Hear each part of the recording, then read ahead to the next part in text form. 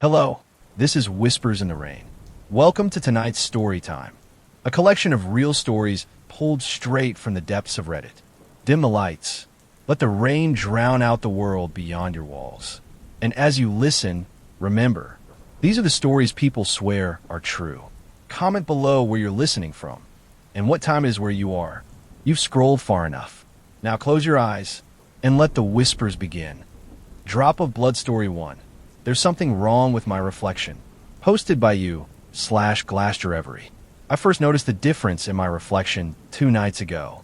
It wasn't something big, not at first. Just a small delay. I blinked, and it blinked back a fraction of a second too late. Like a bad Zoom call. I figured I was overtired. I've been pulling late nights, grading papers, and drinking too much caffeine. Not enough sleep. Your mind plays tricks when it's stretched thin. But last night it got worse. I brushed my teeth around midnight. The bathroom mirror is wide and clean, mounted just above the sink. I leaned in to spit, and I swear I saw my reflection grin. I didn't. My mouth was neutral, focused on rinsing. But the mirror me flashed teeth, a sharp, sudden smile. It vanished when I looked up. I froze. My mouth went dry. For a long time, I just stared at the mirror, trying to catch it again. Nothing happened. My reflection followed me normally, blinked when I blinked. I turned my head side to side. Perfect mimicry. Maybe it had always smiled. Maybe I was the one who was wrong. But I couldn't shake the feeling, like something was standing just behind the glass, copying me a second too slow. Something that knew me well enough to pretend. I left the bathroom light on that night and shut the door. I barely slept. This morning, I avoided the mirror altogether. I used my phone camera to check my face, brush my teeth while looking at the floor. I know it sounds paranoid. I'm a rational person. I have a master's degree in literature. I don't believe in ghosts or doppelgangers. But tonight, when I walked past the bathroom to get water, the door creaked open by itself. Just an inch. Just enough for me to see the mirror. I wasn't in it. There was someone else. I slammed the bathroom door shut and backed away until my shoulders hit the hallway wall. My breath came in short, hot bursts. I told myself it was a trick of the light. Maybe the hallway shadows made the reflection look different. Maybe my brain filled in blanks that weren't there. But I saw it, clear as day. A person standing in front of the mirror, right where I should have been, but it wasn't me. The posture was wrong. Stiff, too upright. And the face looked almost like mine, but not quite. The mouth was too wide. The eyes too dark. Like someone took a wax model of me and left it under a heat lamp just long enough to melt the details. It didn't move. It didn't blink. But it stared at me, even when I moved, as if it knew I was watching. I didn't sleep that night. Today, I avoided the bathroom. I showered at the gym, brushed my teeth in the kitchen with a hand mirror I found in a drawer, and covered the main mirror with an old bedsheet. That made me feel better for about 5 hours. Then, just after sunset, I heard a noise. A soft tap, then another. It was coming from the bathroom. I stood outside the door, my ear pressed against the wood. Talp, talp, talp, like fingernails on glass. I knew exactly what it was doing. It was tapping from the other side of the mirror. I couldn't bring myself to open the door.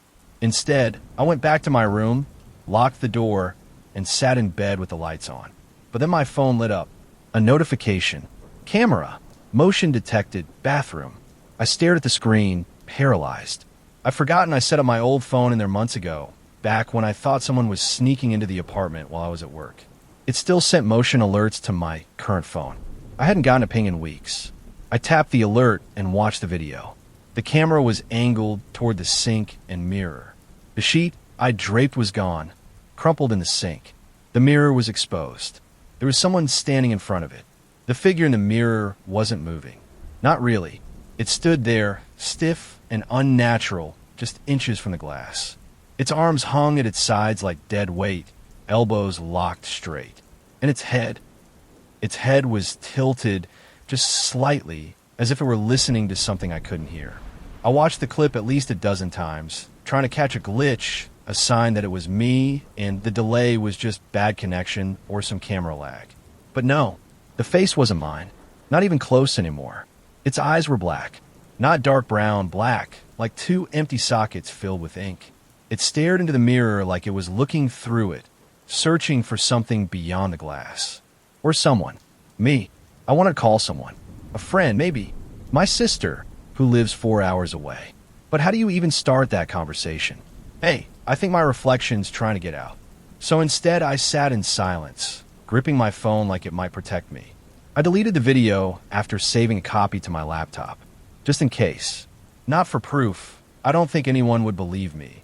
But because something in me needs to know I'm not losing it. I avoided the hallway for the rest of the night. But just past 3 a.m., I heard the creaking again.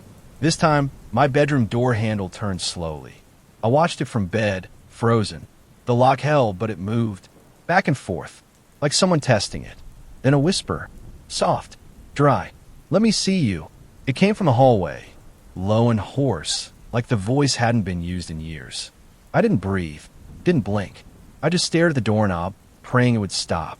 It did eventually. But when I checked the hallway at sunrise, the mirror was uncovered again. This time, there was a message written in the foggy glass. You're almost ready. I didn't write that message. I hadn't even stepped foot in the bathroom since the first night. I still haven't. But the message was real. The mirror was fogged like someone had taken a hot shower. I checked the pipes dry. No water had run. And the words, "You're almost ready," were drawn with a finger. The lines were thin and perfect, centered.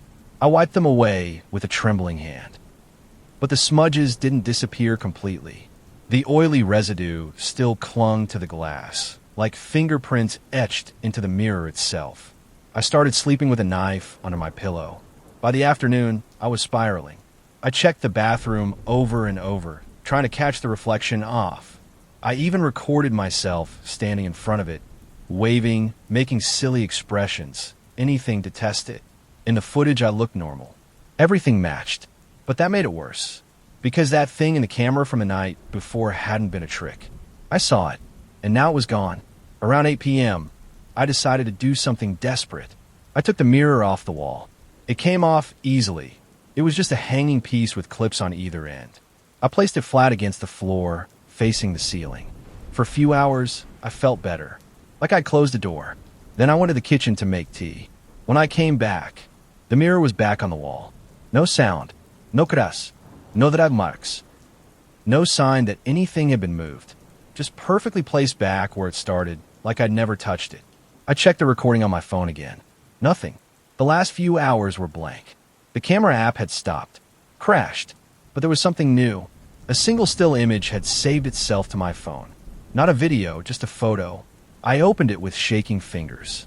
It was a picture of my bedroom, taken from inside the mirror. And I was asleep. I don't remember falling asleep. I shouldn't have. I was certain I'd stayed awake all night, pacing, checking locks, clutching that stupid kitchen knife like it could protect me from whatever was happening. But there I was, curled up in bed, covers halfway down, mouth slightly open. Asleep. Vulnerable. The photo had no timestamp. No metadata at all. Just the image, clear and sharp. The angle confirmed what I already knew, but didn't want to admit. It was taken from the mirror, about 6 feet off the ground, facing through the doorway into my room. My head was turned slightly toward the mirror, as if I had been watching it while I drifted off. I deleted the photo, then threw the mirror out. I didn't just move it, I carried it outside, barefoot in the cold, and dropped it in the alley dumpster. I stood there for a moment, staring at the lid, daring it to move. When it didn't, I walked back inside and locked the door behind me. That night was the first in days where nothing happened. No whispers, no knocks, no photos. I actually slept. Not well, but deeply, like my body finally collapsed under the weight of it all. But the relief didn't last. Tonight, just an hour ago, I walked into my bedroom and found another mirror leaning against the wall. A different one, oval, with a thick wooden frame. Not something I own. It looked old, ornate. The kind of mirror you'd find in an antique store with a little not-for-sale tag on it. I didn't touch it. I just stared at it from across the room, heart pounding, waiting for the image to shift. It didn't, at first. Then the reflection smiled. I didn't. Its head tilted slightly, just like before, and the mouth stretched, curling up too high on one side. Not wide enough to scream about. Just wrong. Like a puppet pulled by invisible strings. I backed out of the room and slammed the door. And now I'm sitting in the hallway, lights all on, typing this with shaking hands. The mirror's on the other side of the wall, and I swear I can feel it watching me. I think it brought itself back. I've stopped trying to understand the rules. I don't know how it got into the house, how it keeps changing shape, or why no one else sees it. I called my friend Mara this afternoon. She's one of the few people I trust, and even though I sounded crazy, she agreed to come over and take a look. She arrived just before sunset. I didn't tell her everything, just that I'd been hearing noises and that a weird mirror had appeared in my room. She raised an eyebrow, but didn't ask too many questions. When she saw the mirror, she paused. "This wasn't here last time I visited," she said. I nodded. "You sure you didn't buy it and forget? This looks antique. Kind of beautiful in a creepy way." I asked her to stand in front of it. She did. Nothing happened. Her reflection matched perfectly. I forced myself to look too. My own reflection blinked when I did. Moved like I moved, but it didn't feel right. Something behind the eyes. A flicker too slow. A twitch in the jaw that didn't match mine. "I think it's just your nerves," Mara said. "You've been alone too much." That's when I noticed something chilling. In her reflection, I wasn't there. I was standing beside her, clear as day in the room, but in the mirror, it was just her. Alone. No trace of me. I stepped closer, heart thundering. "Mara, can you see me in a mirror?" She glanced back at me, then at the glass. "Of course. You're right there." "No, look again." She squinted. "Huh, that's weird." Her brow furrowed, and she leaned in. Her breath fogged the glass slightly. "You're not showing up. What the hell?" She turned back to me, clearly unsettled now. We backed out of the room together, not saying much. She offered to take the mirror with her, just to make me feel better. I almost said yes, but I couldn't shake the feeling that it wanted to go with her. I told her to leave it. That night, the mirror moved again. Now it's facing the hallway, and I just saw myself walk past it. But I haven't left this chair. It walked by slowly, my double, just outside my field of view, but I saw it clearly in the mirror. Same clothes, same hair, same tired posture, but something was off. Its movements were just a shade too fluid, like it had studied how I walked, but hadn't quite mastered it. It didn't look at me. It didn't need to. It knew I was watching. I stood, knife in hand, and crept toward the hallway corner, heart hammering. There was no one there, just the mirror reflecting the space beside me. But in the glass, my double stopped walking. It turned to face me. I didn't move, but the reflection did. It smiled. Then it raised its hand slowly and pressed its palm to the glass. I backed away, my spine pressed to the wall like it might absorb me. I couldn't look away. The thing in the mirror began to mouth something. No sound, just lips forming a silent phrase. "Let me in." The surface of the mirror shimmered, just for a second, like a ripple in a pond, and then it was still. My reflection returned to normal, but the smile lingered, even as I frowned. I locked myself in the bedroom again. Every mirror in the house is now covered or buried in a closet. I tried to break the oval one, but it didn't crack. Not even a scratch. I slammed it with a hammer until the head snapped off. No damage. And now, every time I close my eyes, I see it. Me, not me. The copy, standing just on the other side of a thin, silver surface. Watching, waiting, practicing. I haven't left the house in days. I've unplugged my laptop, turned off every screen. But sometimes, out of the corner of my eye, I still catch a flicker. Not from a mirror, from windows, from polished doorknobs, even from my own pupils when I look too closely in the dark. It's like it's seeping through anything that reflects. Like it's trying to stretch beyond the boundaries it started in. And now I think it's learning how. I don't know what happens when it finally gets through, but I think it's almost here. Tonight, I woke up with glass in my mouth. Tiny, glittering shards on my tongue, bleeding from the gums. The oval mirror is gone. Just a smear of silver dust on the wall where it used to be. I think it's not in the mirror anymore. I think it's here. I can feel it watching from places where light bends wrong. My phone camera won't open. My reflection doesn't match me anymore. It smiles when I cry, blinks when I don't. If you're reading this, cover your mirrors. Smash every reflective surface. Don't let it find you. Don't let it learn your face. Because once it knows, it doesn't want to copy you. It wants to replace you. Drop of Blood Story 2. I found a radio that broadcast the future. Hosted by you / Static Whispers 97. I found the radio at a garage sale 3 blocks from my apartment. It was buried under a pile of tangled cords and cracked cassette players, looking more like a prop than a working machine. A boxy, old-fashioned thing with a metal dial, faded numbers, and a long, crooked antenna. $5, the old man at the table said. Works better than it should. He wasn't lying. That night, I plugged it in on a whim. At first, it sputtered and hissed, the usual AM static storm.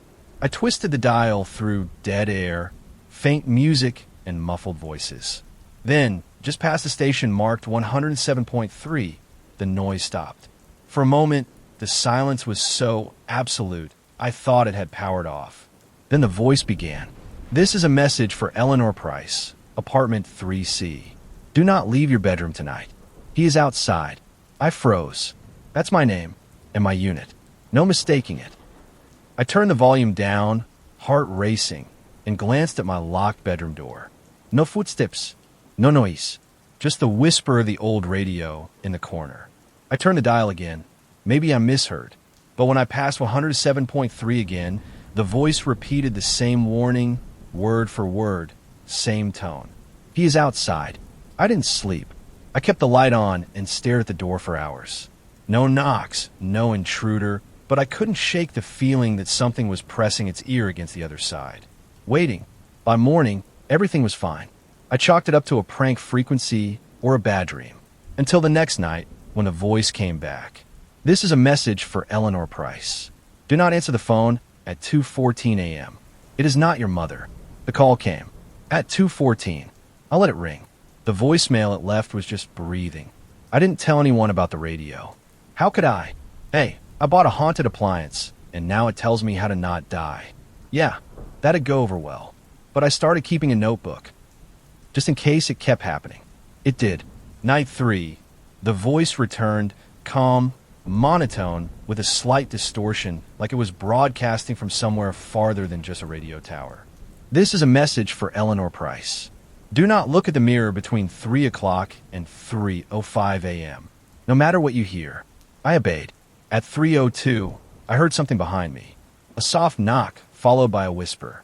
My own voice, I think. Calling my name. I sat on my bed, fists clenched, eyes locked on the floor. I didn't look, but the mirror cracked anyway. It now has a perfect spiral fracture in the center, like a spiderweb frozen glass. No impact point. No explanation. I covered it with a towel. By now, I was afraid to sleep at all. Every night, the messages came. Sometimes they were cryptic. Don't hum in the shower. Don't answer the third knock. Don't turn on the hallway light at 12:47. Each time I listened, and something almost happened. Once I slipped just once. The voice said not to eat anything from the fridge after 1 a.m. But I was starving and half out of it, so I grabbed a leftover sandwich around 1:20. It tasted fine, but later, in the bathroom, I coughed up a small, clear sliver of something, thin and hard. I thought it was a shard of glass at first, but when I rinsed it in the sink, it twitched. I flushed it. I started unplugging the fridge at night after that. I don't know what the voice is. I don't know who it is. It never says where it's from, only starts each message with "This is a message for Eleanor Price." But what scares me most is that it hasn't told me why these warnings are happening. Why me? Why now? I started recording the broadcasts.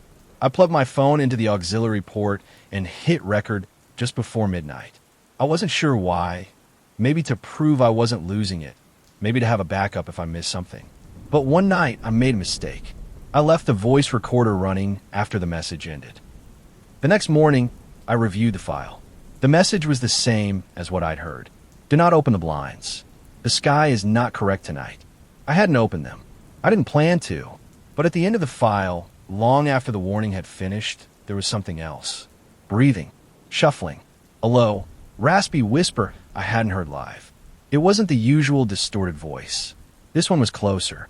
More human. Soon, it whispered. Then came 3 sharp taps on what sounded like wood. I rewound the clip a dozen times. Same thing. Breathing. Whisper. Thups. I didn't hear those sounds when I was in the room. Were they picked up from somewhere else? Were they on the recording itself? That night, I sat next to the radio with the lights off, just listening. I didn't touch the dial, didn't record. Just waited. At 12:58, the dial turned on its own. Slowly, the knob creaked as it moved, stopping on 107.3. This is a message for Eleanor Price. Do not leave through the front door tomorrow morning. I blinked. It was the first message to warn me about the future instead of the night. Tomorrow, someone will be waiting for you outside. He will smile. Do not speak. Do not follow. I didn't sleep. At 8 a.m., I peered through the peephole. A man stood on the front steps. He smiled. No keyboard, no package, just a pressed gray suit and that awful, patient grin. He stayed for 13 minutes. Never knocked. Never moved. When he finally left, I opened the door to look. There was a small package on the doormat. I didn't bring it inside. I still don't know what's in it. The package sat untouched for days. A plain brown box, no label, no tape. I moved it to the far edge of the porch with a broom. Even through the cardboard, I could hear something faint, like a ticking or maybe scratching. It stopped after the third night, but the radio never stopped. Every evening it turned itself on. Never during the day, never before midnight. Always 107.3. Always the same voice. This is a message for Eleanor Price. One night it said, "Do not respond when your reflection speaks." I thought it was metaphorical, some weird poetic warning. But then, brushing my teeth, I saw my reflection move its lips even as mine stayed still. No sound, just emotion. It mouthed, "Turn it off." The voice had never said that before. It never told me to stop listening. And yet, night after night, the reflection kept begging, "Turn it off. It's lying. It's not protecting you." I don't know what to believe. Then came the new voice. Not through the mirror, but the radio. One night, I turned on the radio before midnight, desperate for answers. The dial was already on 107.3, but it wasn't the usual broadcast. The static was louder, churning. And beneath it, something wrong whispered. "She's listening. She's obeying. She'll be ready soon." I yanked the plug. My hand was shaking so hard I almost dropped it.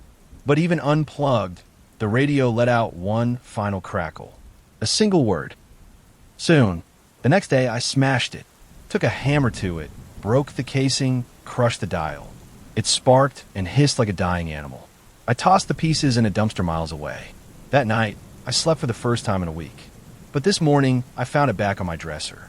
Fully intact. Not dusty. Not damaged. Dial set to 107.3. The cord wasn't even plugged in. I didn't touch the radio. I left it sitting there, silent, pretending it didn't exist. But it was hard not to look. Even harder not to listen. That night, I sat in the living room with my laptop and tried drowning the quiet with music. I had headphones in, volume up, but at exactly midnight, my ears popped like I'd changed altitude, and suddenly all sound cut out. The power didn't go out, only the sound. The song froze. My laptop was still running, but the track bar stopped moving. I pulled off the headphones, expecting silence. Instead, I heard it. The radio. "This is a message for Eleanor Price. Stop recording. Stop writing." They are reading. The voice was different now. Strained, as if it had to fight to come through. I stared at the hallway, where the bedroom sat dark and untouched. I hadn't plugged the radio in, hadn't gone near it, but it knew what I was doing. It knew I'd been writing everything down. And the worst part? I wasn't the only one hearing it anymore. I called Mara, same friend from before, and asked if she could stay over. She didn't ask many questions, just packed a bag and showed up after 1 a.m. I didn't mention the radio until we were already locked in the living room together. She didn't believe me. Not until the radio turned on by itself. It didn't even hum this time. It just spoke, abrupt, clear, like someone picked up the other end of the call. "Do not trust the one who enters after midnight." Mara paled. "What the hell was that?" "You heard it." "Of course I heard it." "Istir de here." "What time did you get here?" She looked at her phone, then at me. 1:13. Neither of us spoke for a full minute. Then, softly, she said, "You asked me to come." I didn't. Not after I smashed the radio. I never texted her. I showed Mara my phone. No outgoing texts. No call history. She checked hers too. There was a message from me. Timestamped 11:47 p.m. please come over? Bring an overnight bag. I don't want to be alone tonight. I didn't send that. But the phrasing, it was exactly how I talk. The punctuation, the tone. If I hadn't known better, I would have believed I sent it too. We tried to laugh it off. Mara said maybe it was a glitch or maybe I'd sent it while half asleep. But I saw the doubt in her eyes. The radio didn't speak again that night, but something worse happened. At 3:09 a.m., Mara shook me awake. "Eleanor," she whispered, "your reflection. It's wrong." She'd gone to the bathroom and caught sight of the hallway mirror on the way back. She said my reflection was already in the mirror, walking toward the living room. While I was still asleep on the couch, we checked together. The mirror was still. Nothing odd. Just our two reflections, pale and exhausted. But as we walked away, I saw something out of the corner of my eye. My reflection didn't turn when I did. It watched me leave, eyes locked forward, still smiling. The next morning, Mara left early. She said she felt watched. Said my apartment felt thinner, like there were more eyes than walls. She hasn't texted back since. I thought about destroying the mirror, the radio, everything reflective in the apartment. But the truth is, I think it's too late. The messages have changed. They no longer warn me of things to avoid. Tonight's broadcast was different. It didn't start with my name. It didn't give a warning. It gave a list. To become her, you must first know her. Her voice, her habits, her fears, her secrets, her skin. I didn't listen to the rest. I unplugged the radio again. This time, I cut the cord. I wrapped it in aluminum foil, shoved it in a locked drawer, and piled books on top. I lit sage. I sprinkled salt, not because I believed it would help, but because doing something felt better than sitting still. That night, I sat in bed with a flashlight and a kitchen knife. And still, at midnight, I heard it click on. The voice was whispering now, more distorted than ever. But I could make out words, barely. Step 7, skin preparation. She will scratch at the walls. She will peel herself back. She will scream only if you do not follow the steps. I wanted to run, leave the apartment, and never return. But I couldn't. Something about the way it said skin held me there, like gravity. Like whatever was speaking already had hooks in me. At 3:11 a.m., my bedroom mirror, one I had completely covered in a blanket, fell flat against the floor with a crash. I screamed. When I pulled back the blanket, the glass was perfectly intact, untouched, except my reflection was missing again. Not just still gone, only the room was visible. My bed, my books, my wide, horrified eyes weren't there. I was invisible in my own mirror. Then, slowly, my reflection faded back in, wearing different clothes. A gray suit, and it smiled. That same terrible, patient grin. I fled to the hallway, only to find the radio turned on again, cords still severed, dials still broken. But the voice was crystal clear now. "You are almost ready." I dropped the flashlight. As it rolled across the floor, I saw, just for a second, something crouched in the corner behind the dresser. Pale, watching, its mouth mimicking mine, whispering without sound. And I finally understood. It wasn't giving me warnings. It was giving instructions. I woke up to find the dresser moved and the mirror cleaned. The radio was gone. No more messages. No more warnings. Just silence. But I can feel it. In the walls. In my skin. Like something has already stepped inside. My reflection matches again, but sometimes, if I look too long, it blinks when I don't. It smiles a little wider than I can. I don't know how much longer I'll be me. If you hear the voice, don't listen. Don't follow the steps. Break the radio. Burn it. Because once you're ready, there's nowhere left to run. It doesn't want to warn you. It wants to be you. Drop of Blood Story 3. My apartment has a crawl space that wasn't on the floor plan. Posted by u/UnrealTenant82. I moved into Unit 6, a little over a month ago. It's nothing fancy, a 2-bedroom with cracked tile, and a weird smell that never quite leaves. But it's cheap, close to work, and the neighbors mostly keep to themselves. That was enough for me. The first week went by quietly. Then one night, I dropped my keys between the fridge and the counter. When I moved the appliance to retrieve them, I noticed something strange. A square outline in the wall. Not painted, not sealed, just a narrow wooden panel, about waist high, with no handle or hinges. Almost like it wasn't meant to be noticed. I tapped it. It echoed. I didn't open it that night. I told myself it was just an old maintenance hatch, probably nothing. But I couldn't stop thinking about it. Something about the way it blended into the wall made it feel secret, intentional. The next night, I brought out a flathead screwdriver and pried it open. Behind the panel was a tight, dark crawl space, about 4 feet high, extending beyond the apartment wall. No insulation, just old wood and blackness. I shone a flashlight in. Dust, a few cobwebs, something metal glinting in the far corner. I reached in and grabbed it. Azustetin luncho. Inside were 3 Polaroids, curled and stained. Each showed the same hallway from my apartment building. Same cracked floor, same exit sign. But in each photo, someone different was standing in the hallway. A woman with long, black hair, a man with no mouth, a child in a hospital gown. And in the bottom corner of every photo, written in shaky black marker, I saw you open it. I dropped the photos on the kitchen table and stared at them for a long time, waiting for some kind of explanation to appear. The hallway in the Polaroids was unmistakably mine. Same flickering ceiling light. Same patch of water damage near apartment 6A. But the people, it didn't belong. I checked the timestamps on the back. Blank. No names. No dates. Just that sentence, over and over.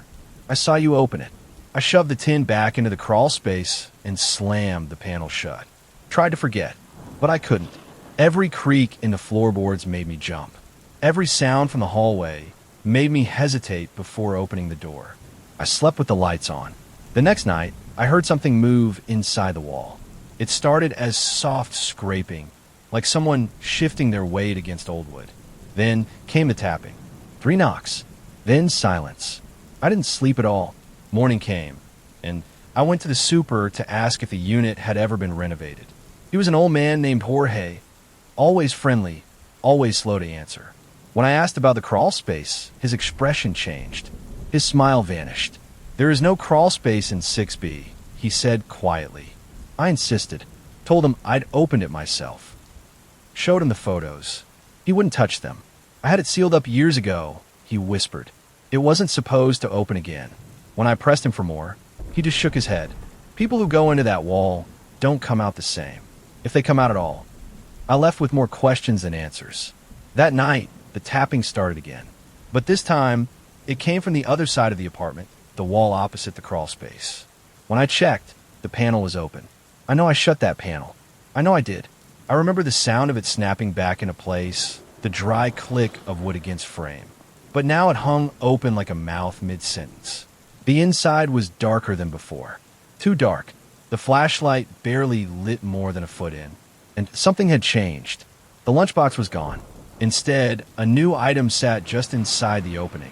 A Polaroid camera, old and dust-covered. Same brand as the one that likely took the earlier photos. Beneath it, a stack of fresh film cartridges, still sealed in their faded packaging. And one new photo, still developing. I picked it up with shaking hands and waited. First came the grainy gray outlines. Then color. Then me.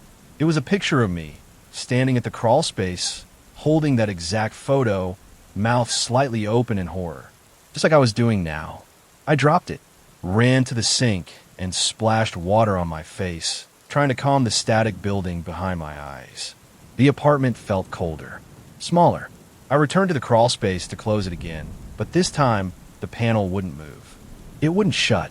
No matter how hard I pushed, something on the other side held it open. And then came the whisper, faint, wet, spoken in a voice that sounded like it was being choked out between teeth. Take more. I backed away, locked myself in the bedroom, and shoved a dresser in front of the door. I sat there the rest of the night, camera still in my hands, that same photo lying face down on the carpet. At sunrise, I crept out. The crawl space was closed again, but 5 new Polaroids were laid out neatly on the kitchen table, each of them showing me, asleep from different angles. I live alone. The camera is still in my apartment. I tried throwing it out, first in the garbage, then down the trash chute, even left it on the bus once. Each time, it showed up the next morning in the same place, on my kitchen table, pointed at the crawl space. Always with fresh film. I stopped sleeping in the bedroom. Started locking myself in the living room at night. But the photos keep coming. Every morning, more of them. New angles. Closer. Sharper. Sometimes they show me standing in places I don't remember being. Once, one showed me looking directly into the lens. Eyes wide. Mouth smiling. I've checked the windows. They're locked. The doors, too. No signs of break-in. No signs of anyone else inside. But whoever or whatever is taking these photos knows the apartment better than I do. They capture things I don't notice. Like last night's photo, it showed something standing behind me. A figure, tall and thin, half emerged from the crawl space. I never saw it in real life. Only in the photo. It had no face, just smooth, stretched skin. Arms too long. Bent niche. I haven't turned my back to the crawl space since. Tonight, I moved the fridge in front of the panel. Blocked it. Sealed it shut with duct tape and furniture. But around 2 a.m., the fridge scraped across the floor. I didn't see it happen. I only heard the sound. The slow drag of metal feet on tile. When I peeked around the corner, the crawl space was wide open again. And something was crawling out. Not fast. Not aggressive. Just emerging. Like it had been patient for a long time and now decided it didn't need to wait. I ran to the neighbors and banged on the door until she called the cops. By the time they arrived, the crawl space was sealed. No figure. No poleroids. Just me, a wreck, trying to explain something I couldn't even begin to name. The police left with polite smiles, but they left the camera behind. The officers were polite, sure, but they didn't believe a word I said. They looked at the crawl space, shrugged, and said something like, "Older buildings have strange features." I wanted to scream. I asked them to take the camera. They refused. One of them even laughed. "Hey, you ever think someone's just messing with you? Weird roommate or ex maybe?" I don't have either. After they left, I checked the crawl space again. Another photo had been placed on the table. This one was different. It showed a split view, 2 panels like a before and after. In the first, I'm standing in front of the crawl space, eyes closed, relaxed. In the second, I'm gone. The space where I stood is empty, but in the shadows of the crawl space, a shape lingers, like I've been pulled in. My breath caught. Then I noticed the camera was pointed directly at me again. It clicked. Flash. Printed a fresh photo. I let it develop, dreading what I'd see. But this one didn't show me. It showed my hallway, the one outside the apartment, and a person standing at the door. Their face was blurred. The photo had a note written in the bottom corner, just like the original ones. "They're knocking soon." I rushed to the door and looked through the peephole. Nothing. I waited. 1 minute. 2. Then knock. Knock. Knock. I didn't open it, but the knob jiggled. Slowly. Deliberately. Whoever was out there stayed for a long time. I sat on the floor, clutching the camera, barely breathing. Eventually, the knob stopped turning, but the door had a new Polaroid taped to it. It showed me asleep in bed, the crawl space wide open, and something standing over me. I didn't sleep that night. I sat in the hallway with the lights on, every bulb blazing like it could burn whatever was inside the wall. I kept the camera turned toward the crawl space. I don't know why. Maybe I thought if it was watching, it couldn't move. But around 4 a.m., it printed another photo. No flash, no sound, just a low whereas the film slid out. This one was black and white. It showed me again, but older, wrinkled, gaunt, eyes sunken, standing inside the crawl space, smiling. Behind me, there were others, faces I recognized from the original Polaroids. The woman, the mouthless man, the child, all of us huddled in the dark like we belonged there, like we had always belonged there. I dropped the photo and ran. I've been staying at a cheap motel ever since, the kind with buzzing lights and thin curtains. I didn't tell anyone where I was going. I paid in cash. No electronics. No forwarding address. But last night, the power flickered. When the room went dark for half a second, I saw a shape in the TV screen. Not my reflection. Something else.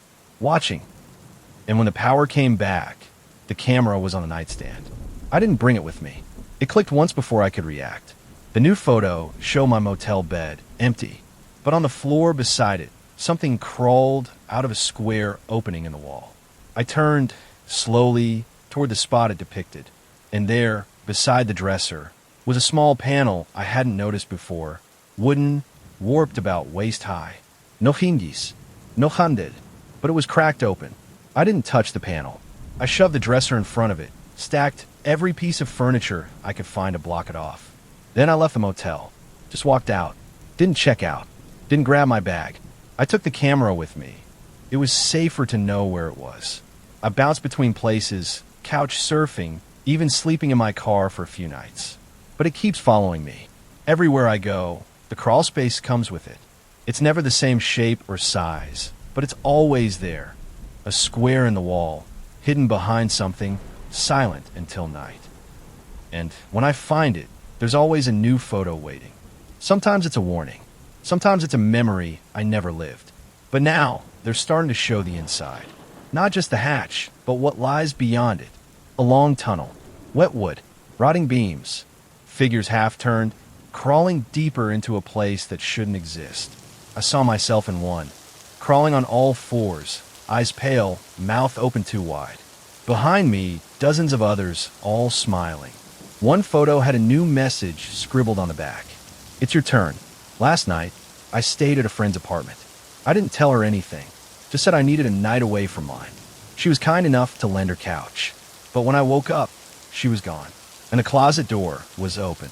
Inside was the panel, and this time it wasn't empty. The crawl space was wider now, like it was growing, and just visible in the dark was a hand, thin and gray, palm up, waiting. The camera took a photo on its own. The film developed slowly. It showed you reading this. With the crawl space behind you. Open. I don't know how many crawl spaces are out there now. I don't know how many people it's watching. But the photos keep coming. Each new one is closer. Less about me, more about who's next. If you've seen one of the Polaroids, or found a panel where none should be, don't open it. Don't listen when it calls. Because once you look inside, it sees you. It remembers. And it follows. I don't think I have much time left. I hear the wood creaking again. It's crawling toward me, camera in hand, smile on its face. And when it finally takes my picture, I think I'll smile back. Drop of Blood Story 4. The vending machine in my office basement doesn't sell snacks. Posted by you / coffee at midnight. Our office building is old. I mean really old. Cracked plaster, flickering lights, and elevators that groan like they're in pain. So when I discovered a stairwell behind a supply closet, I wasn't surprised. This place probably has a dozen forgotten rooms. The stairs led down to a basement. I wouldn't have gone, but curiosity wins sometimes. It was cold, smelled like dust and mold. The lights worked, barely, flickering fluorescents that buzzed like they were trying to talk. And in the far corner of the room was a vending machine. At first, it looked normal, a little old, rusted sides, the kind that only takes coins. But something about it fell off. There were no brand names, no logos, just unlabeled buttons with faded letters beside them. A 1, fingernail, unbroken. B2, voice, soft. C3, time, hour. D4, sleep, dreamless. A 5, pain, forgotten. I thought it was some kind of art piece, some weird company prank, until I saw the coin return tray. Inside it was a single, unfamiliar coin. It wasn't American, not anything I recognized. Cold and heavy in my hand. I don't know why I did it. I wasn't expecting anything. Maybe I just wanted to see what would happen. I dropped the coin into the slot and pressed E4, sleep, dreamless. There was a soft whir, and a package dropped into the tray. It was a single white pill in a plastic pouch. No label. No instructions. I didn't take it. That night, for the first time in months, I didn't dream. I couldn't stop thinking about the pill. I hadn't swallowed it, I swear. But I woke up refreshed, clear-headed in a way I hadn't felt in years. No dosing, no turning, no flickers of nightmares.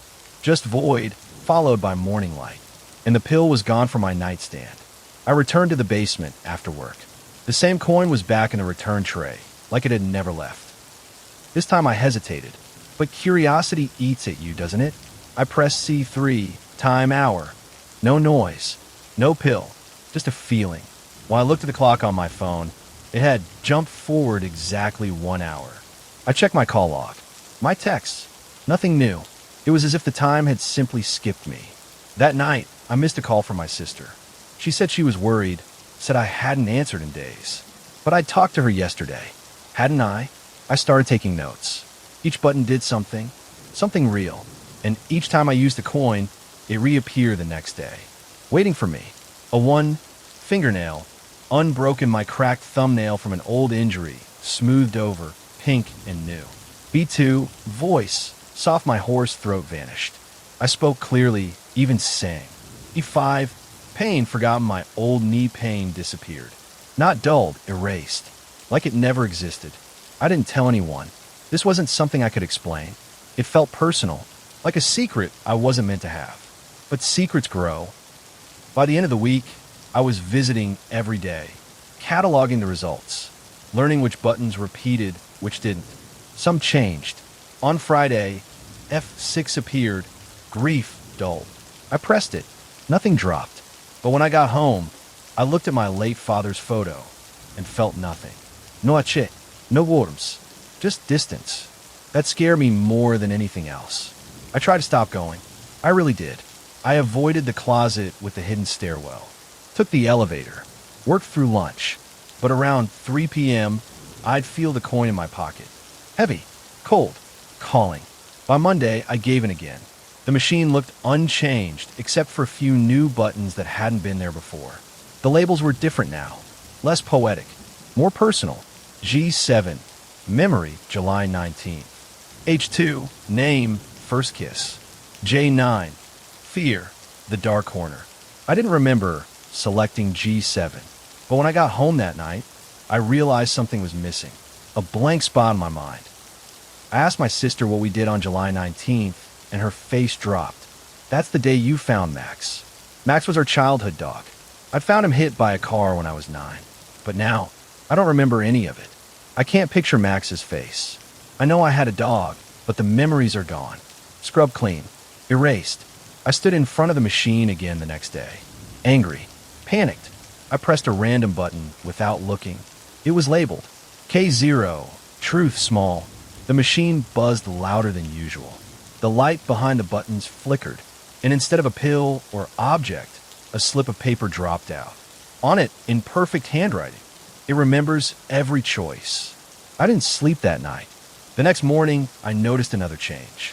The vending machine was closer to the stairwell. Not by much, just a few inches, but I was sure of it. It had moved, not rolled, not dragged, moved itself. I started taking photos, proof that I wasn't imagining things. Each day, the machine was closer to the stairs. By Wednesday, it was sitting at the base of the final step, like it was waiting. The labels were changing faster now, morphing. Some disappeared mid-glance. I'd blink, and hope lost would become hope misplaced. One said soul, half, for a second before vanishing altogether. The coin still worked, but now, each use left me emptier. After pressing L4, dream, recurring, I began waking up disoriented, standing beside my open fridge, holding my phone with the camera on, facing myself. One morning, I found a note on my desk, in my handwriting, but I hadn't written it. You're not using the machine. It's using you. I stopped going for a week, kept the coin in a locked drawer, blocked the closet door with boxes. But no matter what I did, the coin always returned to my pocket by 3 p.m. And the vending machine, it started showing up in my dreams. Always humming, always glowing, always closer. Last night, it wasn't in the basement anymore. It was in the break room, lit up, buzzing, and with one new button glowing red. Z0, final transaction. I didn't press it.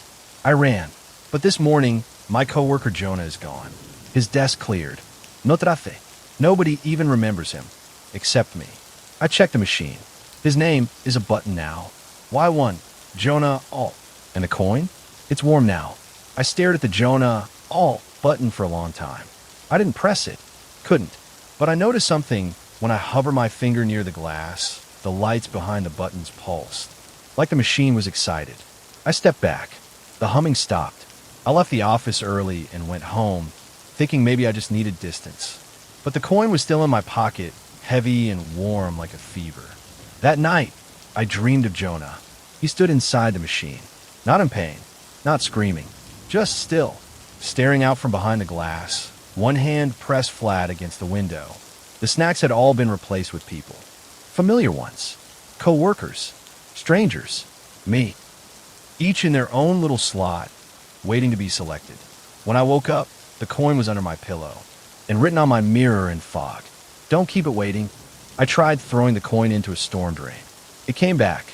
I gave it to a homeless man who asked for change.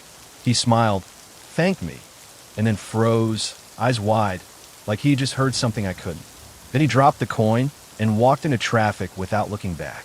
The machine wants me to press Z0, final transaction. It's the only button still lit. Everything else has gone dark, and it's no longer in the basement. This morning, I found it in the lobby, buzzing, glowing, facing the front doors like a sentry. My name is on the screen now, flickering in red above the buttons. Hello, CUFFTM ADNIGHT. Your balance is due. I haven't used the coin today. I'm afraid of what happens if I do, but I'm more afraid of what happens if I don't. I didn't go into the office today. I called in sick, locked my door, turned off every light, and sat in silence. But I still heard the hum, faint beneath the floorboards, like the machine had burrowed into the building's bones. At 3 p.m., I checked the peephole. The vending machine was across the street, just sitting there on the sidewalk next to a trash bin like it belonged. People passed it without looking twice. Nobody questioned why there was a glowing, unlabeled box on the curb. Just me. The red button, Z0, pulsed brighter than ever. I slammed the door, pushed the couch in front of it, tossed the coin into the microwave, and turned it on. It sparked violently, lit up blue, then went dark. When I opened the door, the coin was gone. For a moment, I thought it was over. Then I blinked. The vending machine was inside the hallway. Closer. I don't know how it got in. The front door was locked. No windows broken. But it's outside my apartment now. The red button is screaming without sound. I can feel it behind my eyes. Pressure, expectation, hunger. At midnight, my power went out. I lit a candle and found the coin waiting on my pillow again. But this time it had changed. One side had my face engraved into it. The other side was blank until I blinked. Then, in tiny letters, it said, "You are always the product." I don't think this machine ever wanted my pain, my sleep, my memories. It just wanted me. I packed a bag and ran. Didn't matter where, just away. Out of the city, into the night. I drove until the gas light came on, then kept driving. No destination, no phone, just distance. At a dusty roadside motel, I collapsed onto the bed, convinced I'd finally escaped it, until I saw the glow. Through the window, at the far end of the parking lot, next to the soda machine, it waited. The vending machine, buzzing, humming. Button Z0 still lit red, pulsing slow and steady, like a heartbeat. And now it has a slot for my coin. My name flashes across the screen again. This time it's not a greeting. Coffee at midnight, last chance. The motel TV flickers on by itself. The screen is static, except for one message in that same perfect handwriting. Final transaction required. Thank you for your service. I scream and smash the remote. Pull the plug. Nothing helps. The screen won't turn off. Neither will the machine. I try to leave. The door won't open. The windows show nothing but fog. No parking lot. No car. Just white. I turn back to the machine. The red button now reads, "Submit," and something inside the machine is moving. Not a gear. Not a motor. A shape, crawling toward the glass from inside, pressing its hands against the interior. Pale skin. Familiar face. My face. Smiling. It's outside my room now. I can hear it whirring. The coin's in my hand. I never picked it up, but here it is. Warm. Alive. I don't think I have a choice anymore. The machine's glass is rippling like water. Something's coming through. I see myself inside it, already waiting, smiling. Empty. If I press the button, maybe it all stops. Maybe I vanish cleanly. No pain. No memory. Just gone. Maybe that's what it wanted all along. So if you find a machine like this, if it hums or follows or offers, don't take the coin. Because once it knows your name, it won't stop. Not until you press submit. Drop a Blood Story 5. Every night at 2:13 a.m., my doorbell rings. Hosted by you/Nocturnal Chime. I live alone in a small rental house on the edge of town. Quiet neighborhood. Retired neighbors. The kind of place where nothing much happens. That changed 3 weeks ago. It started with the doorbell. A single chime, always at exactly 2:13 a.m. The first time it happened, I thought it was a mistake. Maybe a drunk kid or someone at the wrong address. I checked the camera feed the next morning. There was no one there. Second night, same time, same result. I stood at the door with the porch light on, looking through the peephole. Nothing but empty lawn and fog. Still, I felt watched, like someone or something was just off-screen. The third night, I waited up with the security app open. 2:13 a.m., right on schedule. The bell rang. The camera flickered, and for half a second, the image distorted. A blur, a shape, gone too fast to catch. I froze the frame. There was something standing by the bushes. Tall, pale, thin limbs. Its head was turned toward the camera. The next morning, the frame was gone, just deleted. I hadn't touched anything. I told myself it was a tech glitch. Maybe the server had lagged or the app bugged out, but I couldn't shake it. I bought extra locks, new lights, motion detectors. They all failed at exactly 2:13 a.m. Every night, the bell rings, and nothing is ever there. Except now, I'm starting to hear footsteps after the chime. I started sleeping on the couch, closer to the door. I don't know why. It's not like I planned to open it, but I couldn't stay away. The chime pulls at me. I set up a second camera. This one's internal, mounted above the door inside the house. If the outside feed glitched, this one should at least catch audio or movement. Night 5, I watched the feed live. The moment 2:13 a.m. hit, the doorbell rang. Both cameras flickered. Not off, just static like someone was jamming the signal. And in the static, I swear, I saw a hand. Long fingers. Pressed flat against the glass. No motion detected. No alert. No save file. Just me, staring at a black screen and listening to the fading echo of the bell. I started locking the bedroom too. One more barrier. One more false sense of safety. But the footsteps? They're louder now. They start softly, right after the bell, pacing across the porch.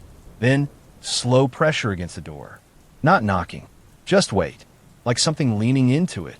Then it moves to the windows. One by one. Each window in the house makes a quiet creak, like someone's dragging their fingers along the glass. It stops at my bedroom last. And waits. I stop looking at the time. But I always know when it's 2:13. My dog, Milo, has started hiding under the bed each night, whimpering the moment the clock hits 2:10. His ears flatten. He won't come out until morning. Last night, I forgot to turn off my phone's mic. When I checked the recording this morning, I heard breathing. Inside the house, right behind the mic. I played the recording again, slower this time. The breathing was uneven, wet like lungs filled with water. It lasted about 8 seconds, then stopped. No footsteps, no door opening, just presence. I've started marking the days. There's a pattern now.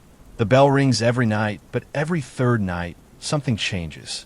On night 6, after the bell, I heard my name whispered, barely audible like it came from inside the walls. On night 9, I found dirt under the welcome mat. A thick trail, as though someone had dragged their feet back and forth for hours. But there were no footprints, just disruption. Night 12 was worse. I woke up with the front door wide open. Nothing stolen, nothing touched, except the inside doorknob was warm. That morning, I called the police. They came, looked around, found nothing. Maybe it's animals, the officer said, writing it off. Or a faulty chime sensor. I showed him the recordings. He said he'd check in later. That night, 2:13 came. The doorbell rang, and for the first time, I saw something through the peephole.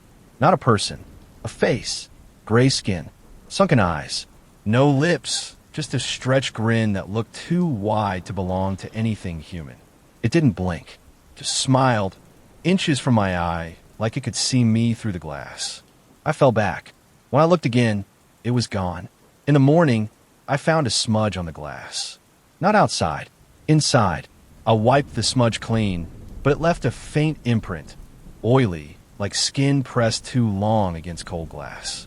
The shape of a face, still barely visible if the light hit just right. I didn't go to work that day. Called out sick. I couldn't explain why.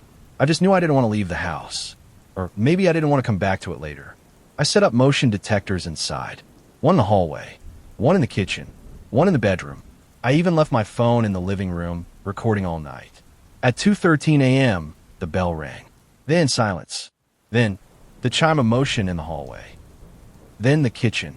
Then my bedroom door creaked open. But I had locked it. I know I had. I couldn't move. Couldn't speak. I lay frozen as the air changed. Heavier. Colder. My dog whimpered under the bed, teeth chattering. Something brushed my foot. Not grabbed. Not yanked. Brushed. Like fingers testing fabric. Then from the hallway. You opened it. I bolted upright. Lights on. Door still locked. But my phone was gone. I found it the next morning. Lying on the porch, screen cracked. It had recorded exactly 13 seconds of footage before cutting out. In that short clip, the camera stares up at my front door from the outside. And in the reflection of the doorknob, there's a silhouette. Not mine. Too tall. Too still. I tried staying at a friend's place. I didn't explain why, just said I needed a break from the house. She lives across town, an apartment on the 3rd floor, buzzer entry only. The first night was quiet. The second, too. But on the 3rd night, at exactly 2:13 a.m., there was a soft chime from her front door. Not the buzzer. A doorbell. She doesn't have a doorbell. We both froze. She looked at me, confused. I didn't answer. Didn't move. My stomach sank. There was a second chime. Then the sound of footsteps. Inside the hallway. I crept toward the door, pressing my ear to it. Silence. Then a whisper so soft, I almost missed it. You brought it. We stayed up till dawn. The next morning, she asked me to leave. Said she didn't know what I was into, but she wanted no part of it. I understood. When I returned home, the door was already unlocked. Inside, everything was just how I left it, except one thing. A note on the floor. Typed. No handwriting. Centered on a sheet of printer paper. Running resets, nothing. You opened it. You invited it. Prepare. That night, I didn't lock the door. I didn't set up cameras. I just sat in the living room and waited. 2:13 a.m. came. The bell rang. The door opened, and something stepped inside. I didn't see it enter, only felt it. The air shifted. The temperature dropped. Every shadow deepened, and the corners of the room stretched further than they should have. Milo let out a low whimper from beneath the couch, too scared to bark. The footsteps were soft, measured, slow creaks across the floorboards. I couldn't breathe, couldn't move. My limbs felt locked in place, like my body understood something my brain didn't, something primal. It stopped directly behind me. I don't know how I knew, but I knew. Its presence pressed against the room like fog, thick and suffocating. Then in my ear it whispered, "You're almost ready." Ready for what? I wanted to scream, but I couldn't speak. It moved again, past me, into the hallway. Each step made the wall seem to bend inward, the ceiling dip lower. The bedroom door opened by itself. I didn't follow. I sat there until the light outside changed, until the first bird called and the world felt real again. I checked every room after sunrise. Nothing was out of place, except for the bedroom mirror. A single phrase had been scrawled across it, backwards. "See you soon." I packed a bag and left again. Went to a motel in the next town. I threw my phone in the drawer and unplugged the TV. But at 2:13 a.m., the motel alarm clock turned on. No power, just static. Then in a voice like mine, but wrong, it spoke. "You belong to the chime now.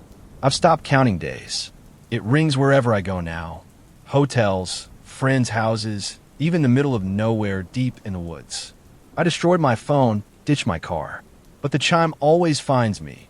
Perfectly timed at 2:13 a.m., like a heartbeat in the dark. Last night, I stayed in an abandoned church I found off a back road. No power, no connection, just stone walls and silence. And still it rang. Not a bell this time. A knock. 3 times. Steady, deliberate. I didn't open the door. But when I looked out the cracked stained glass window, I saw myself standing in the graveyard. Or something wearing me. Its head turned upward, eyes locked on the window. A grin stretched too wide.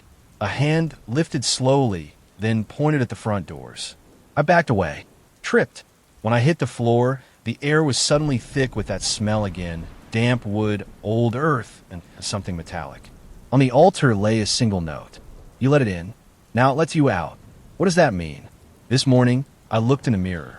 I didn't recognize the face. It was close, but not mine. And when I smiled, the reflection lagged. Just slightly, but enough to know it's already started. Tonight, I won't run. I know what's coming. The bell will ring. The door will open. And I'll be waiting. Because whatever I let in that first night, whatever I invited, it's not done with me. Maybe it never will be. I see its shape in reflections now. In windows. In puddles. Always smiling. Always watching. It wears my face better than I ever did. So if your doorbell rings at 2:13 a.m., don't answer it. Don't check the peephole. Don't speak. Because it doesn't knock unless it's already inside. And once it finds you, you'll hear the chime, too. Drop of Blood Story 6. The mirror in my childhood bedroom is showing me things that haven't happened yet. Hosted by you/reflections fade slow. I moved back into my childhood home last month after my dad passed. The house had been empty for a year, collecting dust and silence. I planned to stay just long enough to clean it out and sell. But then I looked into the mirror. It hangs in my old bedroom, right above the dresser, same one I used to stare into when I was a kid. I've forgotten how big it was. Heavy, ornate frame. Slight silver tarnish on the corners. It's been there as long as I can remember. First time I noticed something was off was the second night. I passed the mirror on my way to bed, glanced in, and froze. In the reflection, my bed was empty. But in real life, I was lying in it. I turned around. I was still there. Turned back to the mirror. Empty. Like the reflection was a few seconds behind. Or ahead. It stopped after that. Or I thought it did. Until the fifth night. I looked into it and saw myself standing at the window, staring into the dark. Problem was I wasn't at the window. I was brushing my teeth. I left the room, stood in the hallway, counted to 10. When I returned, my reflection was normal again. I told myself I was sleep deprived. Stress, maybe. Grief playing tricks. Then, one morning I saw something worse. In the mirror, my reflection was asleep in bed, and something was standing over me. It wasn't a trick of light or shadow. There was a shape leaning over my reflected body, tall, thin, and wrong. I couldn't make out a face, but its head tilted like it was studying me. The worst part? My reflection was smiling. Eyes closed, mouth curled slightly, like it was enjoying the visitor. I stepped closer to the mirror. My real body, awake, alert, did not smile, did not move. But in the reflection, that thing reached down, touched my face, and my sleeping self sighed in contentment. I stumbled back. When I blinked, the scene was gone. The mirror showed only me, horrified and alone. I searched the house. Every room, every closet, every dark corner. Nothing. No sign of anyone or anything. The next night, I covered the mirror with an old bedsheet. Didn't stop the dreams.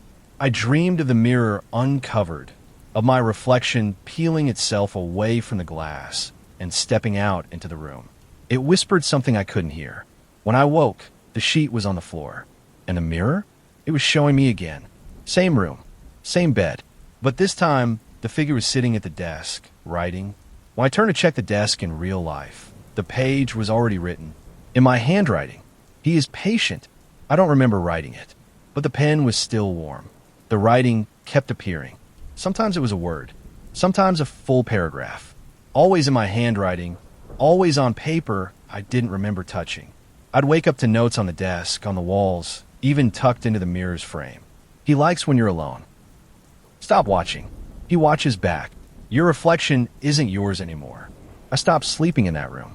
Took a blanket to the living room couch and locked the bedroom door behind me. Didn't help. The mirrors started appearing in my dreams. No room, no house, just the mirror floating in darkness. And behind the glass, my reflection waving at me.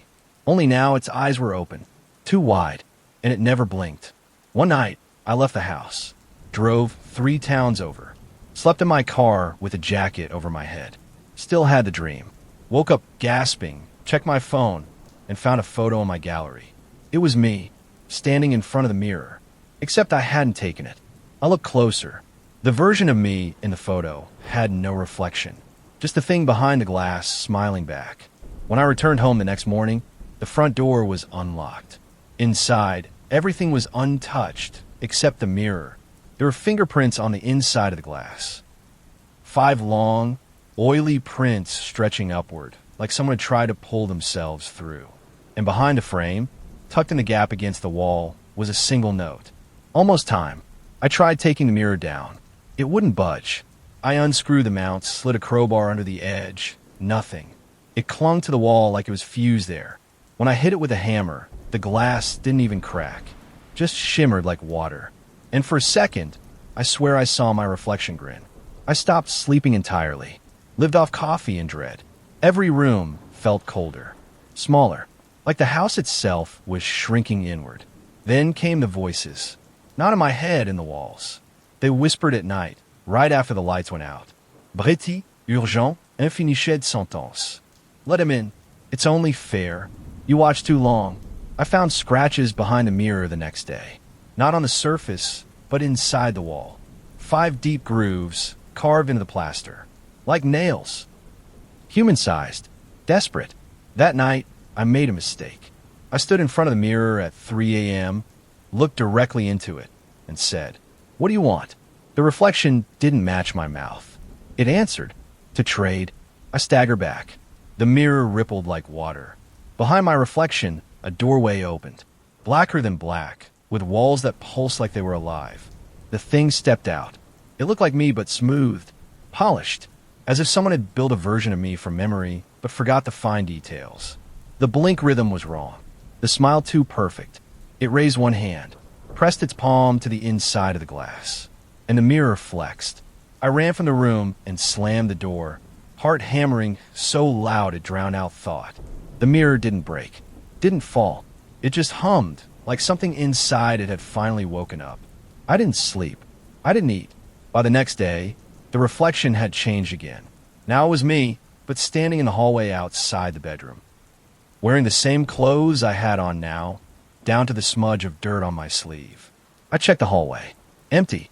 When I looked back at the mirror, the reflection raised a finger to its lips and mouth. Don't look away. That night, I caught it moving on its own.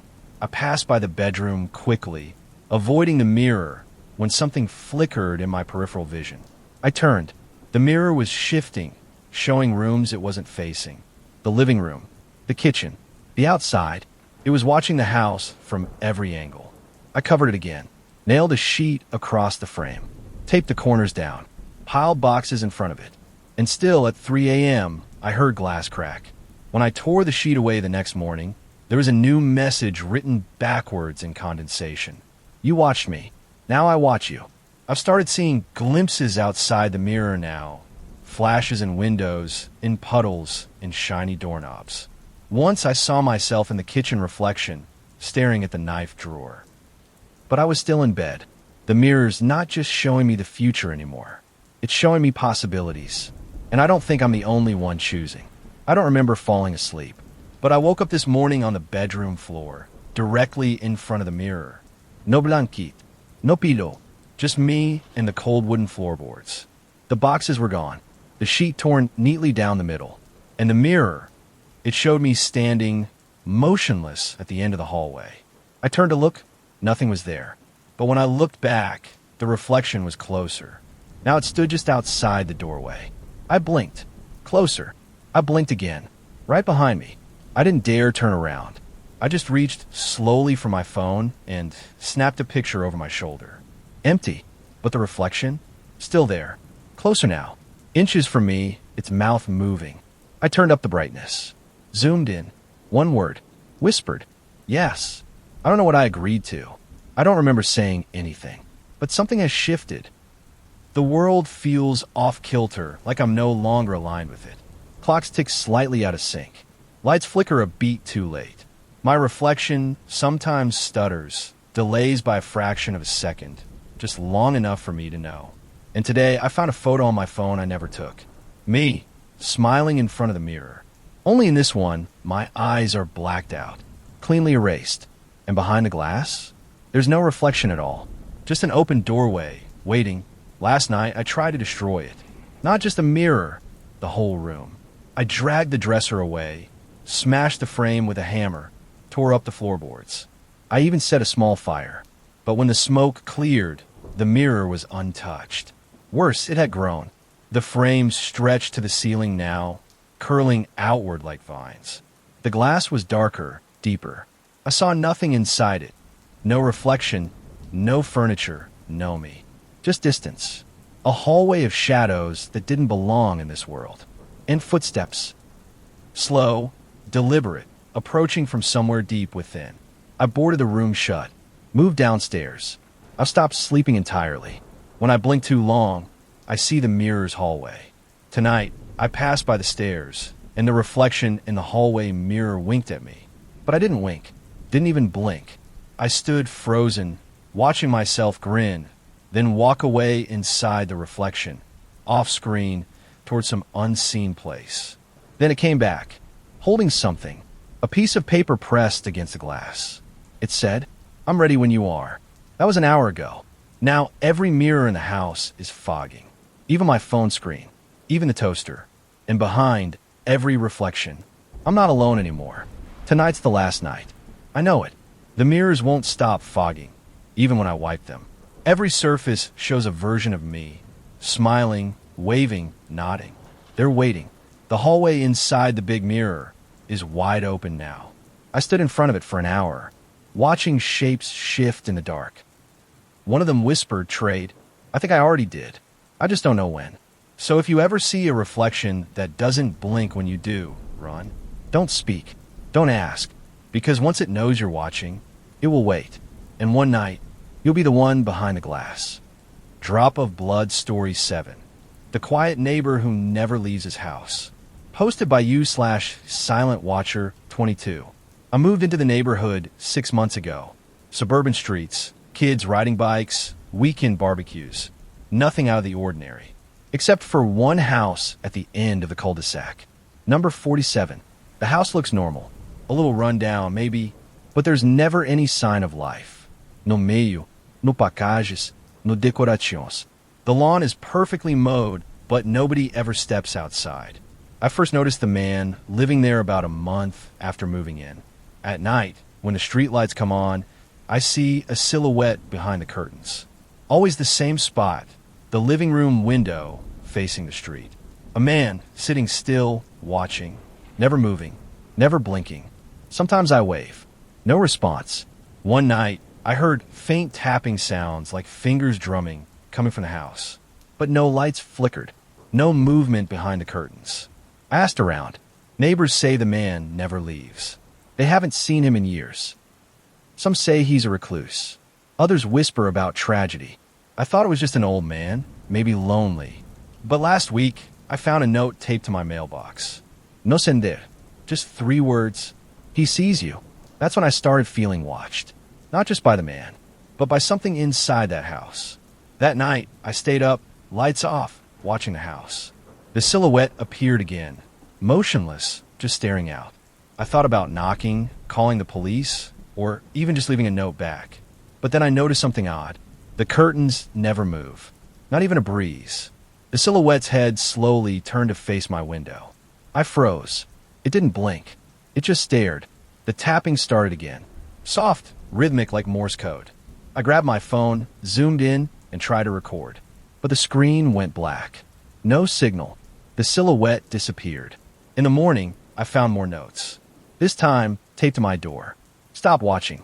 Leave before he does. You're next. The neighborhood feels different now. Quieter. The streets emptier. My windows get tapped sometimes. Light quick knocks. No one's there. Last night, I heard footsteps in the backyard. Slow. Heavy. I peeked outside. Nothing. But the silhouette was gone. And a new window in the house was open. I'm afraid to sleep. I'm afraid to leave. And most of all, I'm afraid to look out. I didn't sleep much last night. Every creak in the house set my nerves on edge. I kept glancing out the window, half expecting to see that motionless silhouette again. But instead, I noticed something else. A faint light flickering in the neighbor's basement window. I never knew the house had a basement. I grabbed a flashlight and stepped outside. The street was empty and cold, but the light stayed steady. Low, amber glow. Curiosity pushed me forward. I walked to the side of the house, heart pounding. The basement window was small, cracked open just enough to see inside. And I saw something. Rows of photographs pinned to the walls. Faces, dozens of them. Neighbors, friends, strangers. Some smiling, others not so much. In the center, a large framed photo. The silhouette, but not as I'd seen him. This photo showed him smiling. Not human. His mouth stretched wide, far beyond normal limits. Teeth too sharp, eyes too black. Then I noticed a faint tapping behind me. I spun around. Nothing. I ran back inside, locking every door. But the feeling stayed, like those eyes were watching, waiting, knowing. I called the police, explained the strange lights, the photos, the notes. They came and did a quick sweep. No one answered the door. No evidence of recent activity. No sign of anyone living there. But one officer stayed behind to check the basement window. He came back pale, whispered something about a cold draft and a faint tapping sound. The next day, the notes stopped. The tapping on my windows ceased. The silhouette didn't appear. I thought it was over. But last night, as I tried to sleep, I heard footsteps outside my bedroom window. Heavy, slow. And then, the tapping started again. 3 times. A pause. 3 times. I finally looked. Standing outside was the silhouette, closer than ever. His eyes, pitch black, locked on mine. And he smiled. Not like a person, like something waiting to be invited in. I don't know what he wants, but I think he's done waiting. Last night, I didn't sleep. The silhouette was outside my window until dawn, watching me. Every time I tried to close my eyes, I saw those black eyes staring back. I tried talking to it once, just whispered, "What do you want?" No answer. Just a slow, deliberate nod. I'm starting to feel like I'm being drawn toward that house, like it's pulling me in. Today, I found something taped to my front door. Not a note this time. A photograph. My front porch. Taken last night. From inside the neighbor's house. I called a locksmith and changed my locks. But I know it won't stop him. Or whatever is inside that house. And every night, when the street lights come on, I see that silhouette. Waiting. Watching. Smiling. I've stopped answering my door. My phone is always on silent. I barely leave the house anymore. Last night, the silhouette wasn't outside the window. It was inside. I woke to the sound of tapping. Slow, deliberate. Right on my bedroom wall. I turned on the lights. Nothing.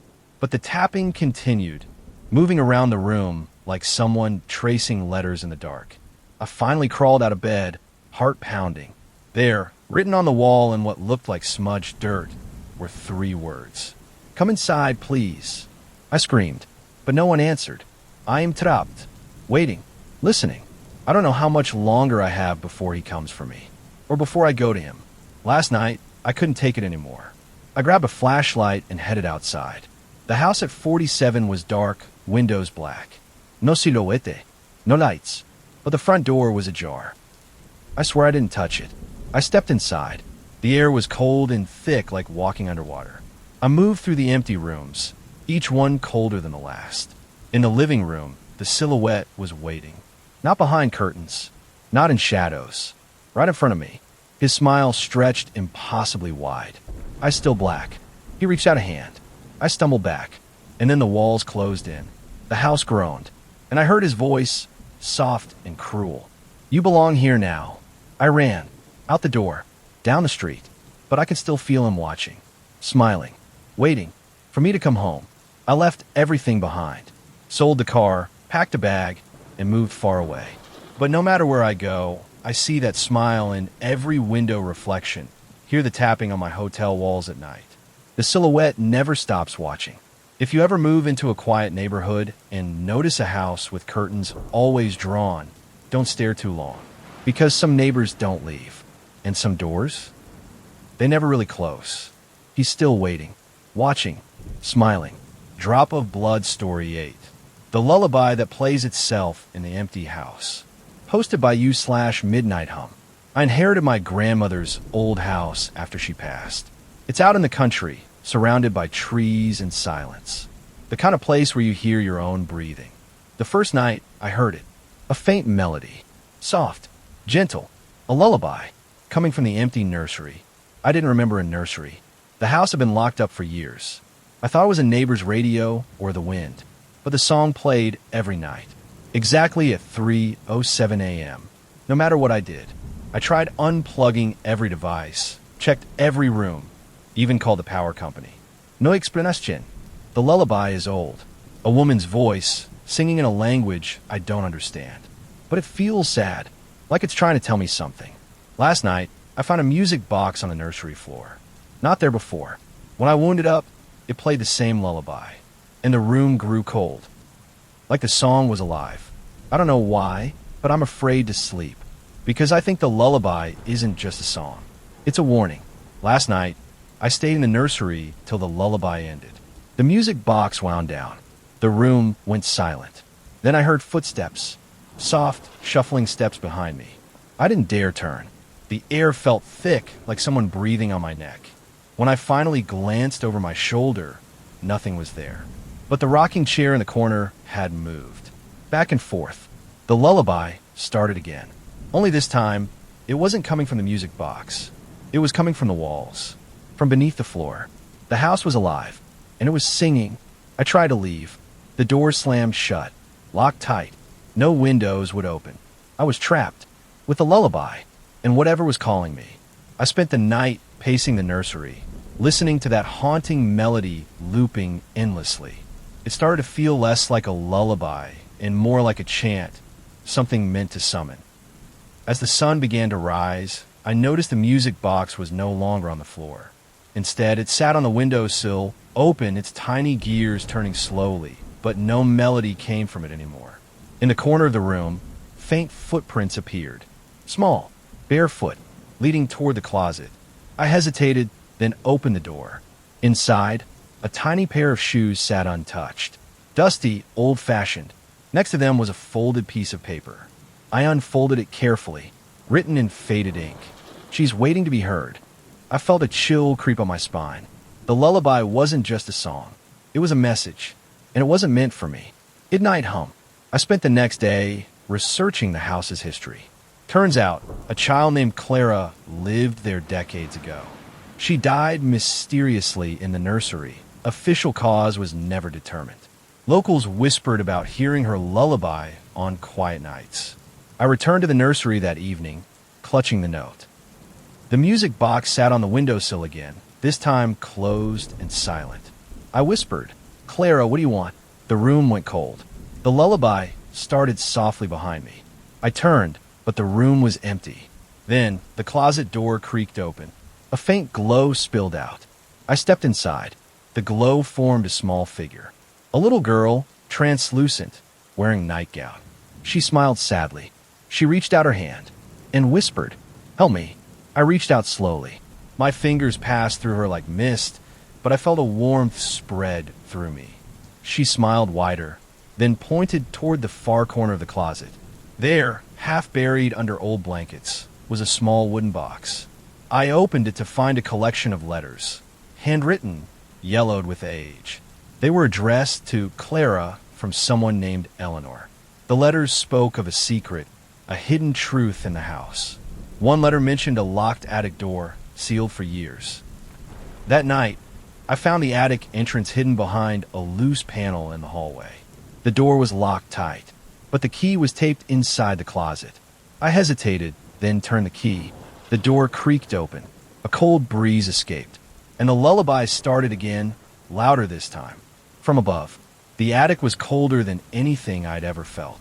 The moment I stepped inside, the temperature dropped sharply, as if the air itself was refusing to warm.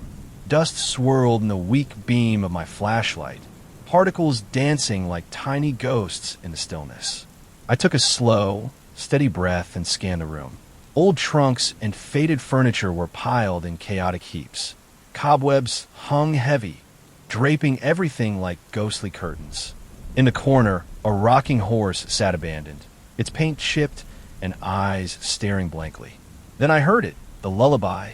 Faint, distant, but unmistakable. It wasn't coming from the music box this time. It was coming from deeper inside the attic, somewhere beyond sight. I moved cautiously toward the back wall, where an old portrait hung crookedly. The painting showed a woman cradling a baby, a serene face, a gentle smile.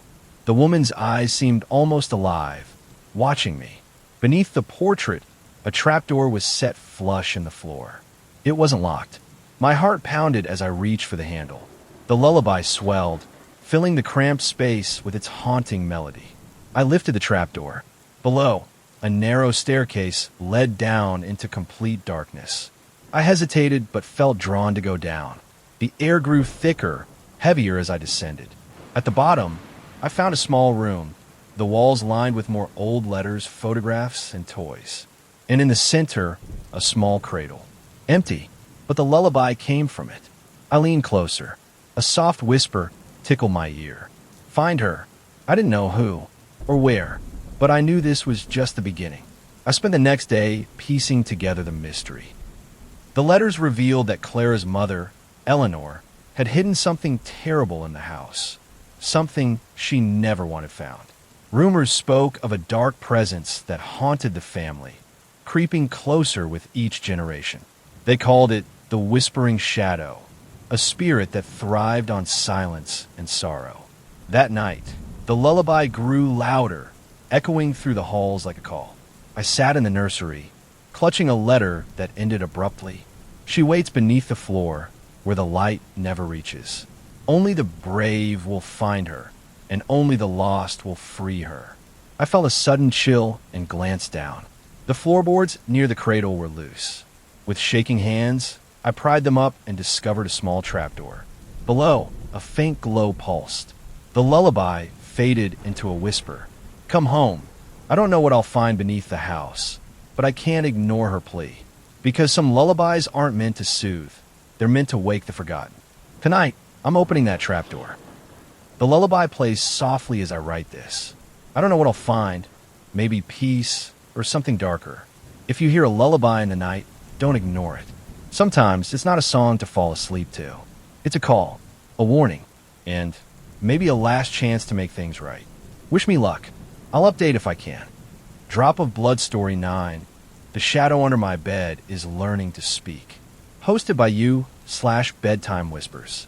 I've always been scared of the dark, but not because of monsters or ghosts. Because of a shadow. It's always been under my bed, ever since I was a kid. At first, it was just a shape, a dark blur I could barely see. But lately it's been changing. It moves when I don't want it to. It lingers when the lights come on. And last night it spoke. At first, just a whisper. A soft sound I couldn't understand. But then it said my name, clear as day. I froze. The voice was mine, but wrong. Like an echo from somewhere deep inside me. I want to get rid of it. But every time I try to look under the bed, it disappears, only to come back, louder, closer. And it's learning to talk. After that night, I couldn't sleep in my room. Every time I closed my eyes, I heard it whisper again, soft, hesitant sounds, almost like it was practicing words. I tried to ignore it, thinking it was just my imagination, but the voice grew clearer. One night it called out, "Friend." I looked under the bed. Nothing. But the air was thick, heavy, like something unseen was pressing down on me. The next day, I told my parents. They laughed, said I was just stressed or tired. Maybe it was the new school year starting. Maybe I was just imagining things. But that night, the shadow did something new. It reached out, not physically, but somehow I felt it. A cold sensation creeping up my leg like icy fingers brushing my skin. I yanked the blanket up, heart pounding. I wanted to run, but I was rooted to the spot. The shadow's voice came again, this time clearer. Stay. I don't know if it was a threat or a plea. All I know is the shadow's learning how to reach me, to pull me closer, to keep me in the dark. And I'm terrified of what comes next. The next few nights were worse. The shadow no longer hid just under the bed. It started creeping out, stretching across the floor like liquid smoke. I could feel it at my feet when I sat up, cold and heavy. It whispered more words, sometimes my name, sometimes just syllables that didn't make sense. One night, I heard it say, "Don't run." I tried to look under the bed again. This time, my flashlight caught something moving, faster than I could see, a flicker of dark, impossible to focus on. I asked my parents for help again. They looked tired, stressed. They said maybe I needed to see a counselor. I wasn't crazy. I knew what I felt. I started writing down the words the shadow whispered. Little bits of language I didn't understand. Some sounded like threats, some like invitations. One phrase kept coming back. "Come play." I don't want to, but I don't know how to stop it. Last night, I heard it say something new. Forever. And I think that's the scariest word yet. The shadow wasn't just a shape anymore. It grew in strength and will. It learned to move with purpose, to manipulate the space beneath my bed and around my room.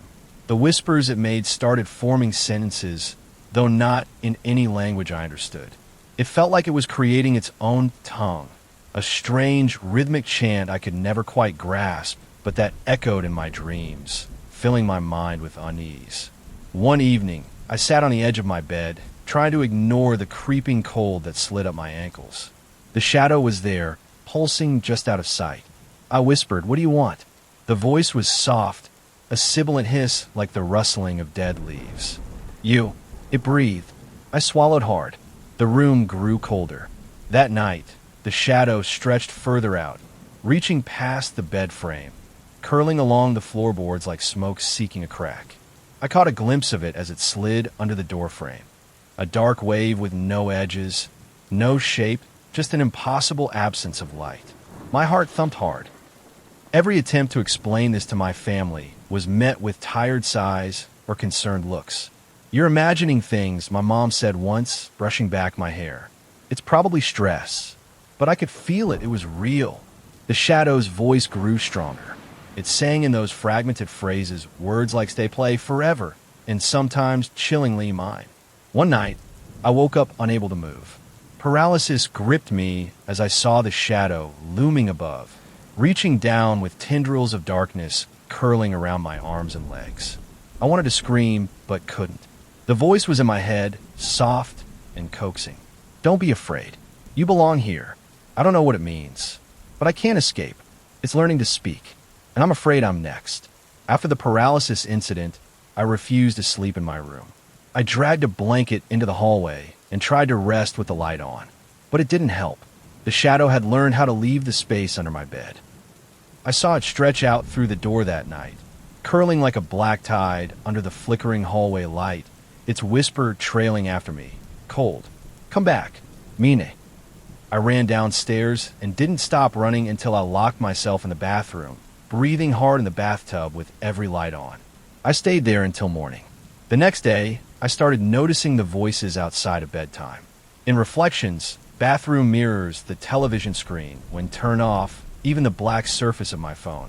I'd hear faint sounds, breathing, whispering. Sometimes, I'd hear my own voice repeat things I'd never said, with a second or two of delay. One afternoon, I left my phone recording audio while I went downstairs to eat. While I played it back, I expected silence. Instead, I heard creaking floorboards, a dragging sound, and my own voice saying, "Where are you going?" But I hadn't said that. It got worse. I started waking up in strange places. I'd fall asleep on the couch and find myself back in bed by morning. The first few times I blamed sleepwalking, but then I started locking my door at night, only to find it unlocked again in the morning. Once, I woke up lying halfway under the bed. My head was resting on the cold hardwood floor, my arms outstretched beneath the frame. I don't remember crawling there, but I remember what I saw.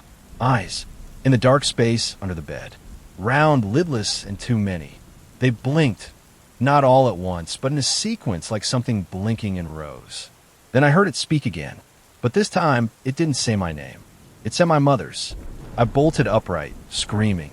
My mom rushed in, groggy and panicked. She held me, told me I was dreaming, but I saw something in her eyes. She was scared too. She admitted she used to hear things in that room when I was a baby. The crib would creak at night, and she'd wake to find me staring at the wall, giggling at something invisible.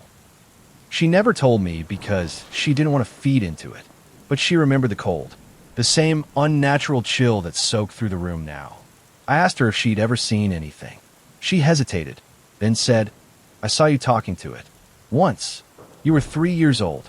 You were sitting under the bed, speaking in a voice that wasn't yours." She looked pale, haunted.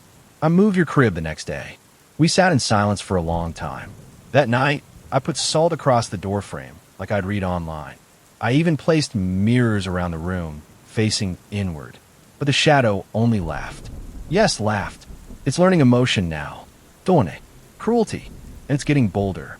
It's not just in my room anymore. Over the last few days, I've caught it lurking in other parts of the house.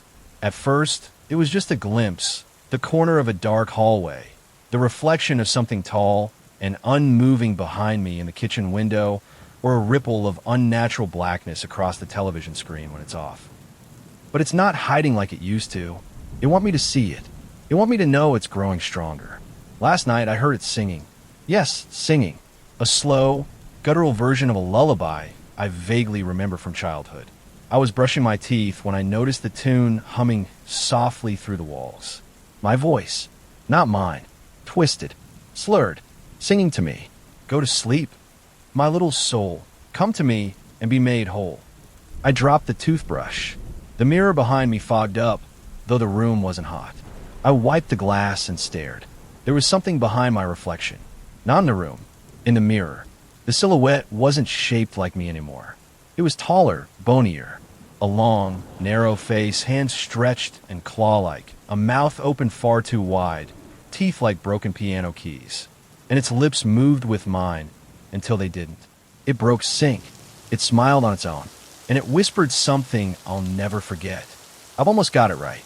The light above the sink burst. Darkness swallowed the bathroom. I ran, slammed the door shut, and didn't sleep.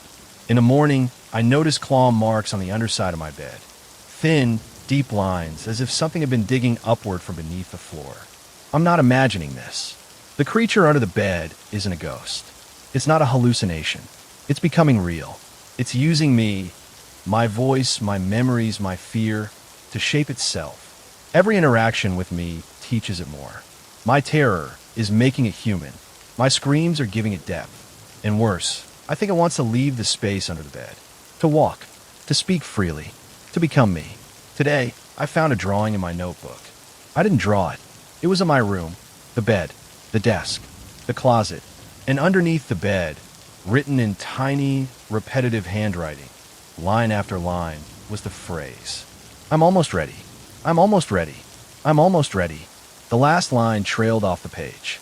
I didn't write it, but the pen was still warm. I haven't left my room in 3 days. Not because I'm too scared, though I am, but because the shadow won't let me. Every time I approach the door, it grows. The walls darken. The air feels like it's being sucked out of the room. When I try to push through anyway, I collapse just past the threshold, gasping, the world spinning. When I woke up, I was back in bed, back under the shadow. It has a sense of humor now, too. Sick little games. Last night, it changed my alarm to 3:33 a.m. I didn't notice until I woke up to the shrill tone and opened my eyes to see a face. My own face, staring down at me from the ceiling, upside down, mouth stretched open in a silent scream. I blinked and it was gone, but left a message on my ceiling, scrawled in what I hope was just dust. "Soon you'll be beneath me. I can't tell anyone. My parents don't believe me, and I'm too afraid to go to school, to go anywhere. The shadow is learning to mimic my movements." I caught it in the mirror again this morning. My reflection waving back at me a full second too late. It mouthed a word I didn't say. "Help." Then it smiled again, wider this time, and the mirror cracked in the corner. I looked down and realized my own hand was bleeding, 3 sharp slices across my palm. I hadn't touched anything. I hadn't moved. It had reached through, and now it's leaving marks. There's a voice in my head now, not all the time, but when I'm alone, when I let my thoughts drift. It whispers options, threats, promises.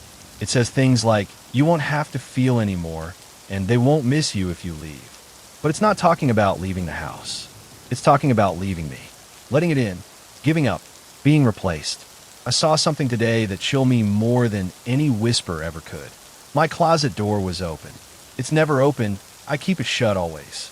Inside, the clothes were hung in perfect alignment, which I never do. My shoes were paired neatly. My laundry basket was empty. And on the shelf, a shirt I haven't worn in years, folded perfectly, and beneath it, tucked into the corner, was a sketchbook. Mine. But every page was filled with drawings I've never made. Drawings of me, sleeping, and the shadow standing beside the bed, watching. Each image progressed, first just its outline, then arms, then legs, then the hollow eyes and wide mouth. And the final page? It was just a dark smudge, a full page covered in solid black, with one red word scrawled at the bottom. Ready. I don't know what's going to happen next, but I can feel something shifting. I'm forgetting things, losing time. The voice is stronger. And last night, when I looked in the mirror, I didn't blink, but my reflection did. Tonight, it spoke in my voice perfectly. No distortion. No delay. I beg it to stop. It only laughed. Then I heard my own footsteps downstairs while I was still in bed. It's not under me anymore. It's wearing me. If you see someone who looks like me, don't trust them. Don't talk to them. Don't look in their eyes. They aren't mine anymore. And if you ever hear a voice under your bed that sounds like your own, don't answer it. Please, don't let it learn your name. Drop of Blood Story 10. My house sighs when it thinks I'm asleep. Posted by you/doorframe dust. It started with the sighing. Not the kind a person makes. No breath. No rise and fall of lungs. But a deep, low, groaning exhale that seemed to vibrate through the walls of the house. I first heard it about 2 weeks after I moved in, just after midnight, while lying in bed in the dark. It was faint at first, like someone standing in the hallway letting out a long breath just outside my door. I got up, of course. I checked every room. Nothing. I thought maybe the plumbing was weird, or maybe the old vents groaned when the temperature dropped. But it kept happening, always around the same time, always when I was just drifting off to sleep. The second week, I realized it only happened when I was still, not moving, not making noise. Like the house was waiting, listening, making sure I had settled before it let go of that deep, hollow sigh. Then it escalated. The sighs grew louder, longer. They came with the sound of shifting wood and pressure, like something huge adjusting its weight deep beneath the foundation. I started sleeping with the TV on, just for the background noise. It helped for a night or two. But then, the sighing came closer. Instead of through the walls, it sounded like it was right under my bed. I moved my bed across the room. That night, the sigh came from the closet. I didn't sleep. The next day, I set up my phone to record audio while I pretended to sleep. I laid completely still, eyes closed, not even breathing too heavily. I left a voice memo recording on a nightstand. The next morning, I played it back. There were 3 sighs, each one louder than the last. But there was something else. After the third sigh, there was a sound of something moving. A long drag, like a heavy object sliding across the floor. I didn't remember anything like that.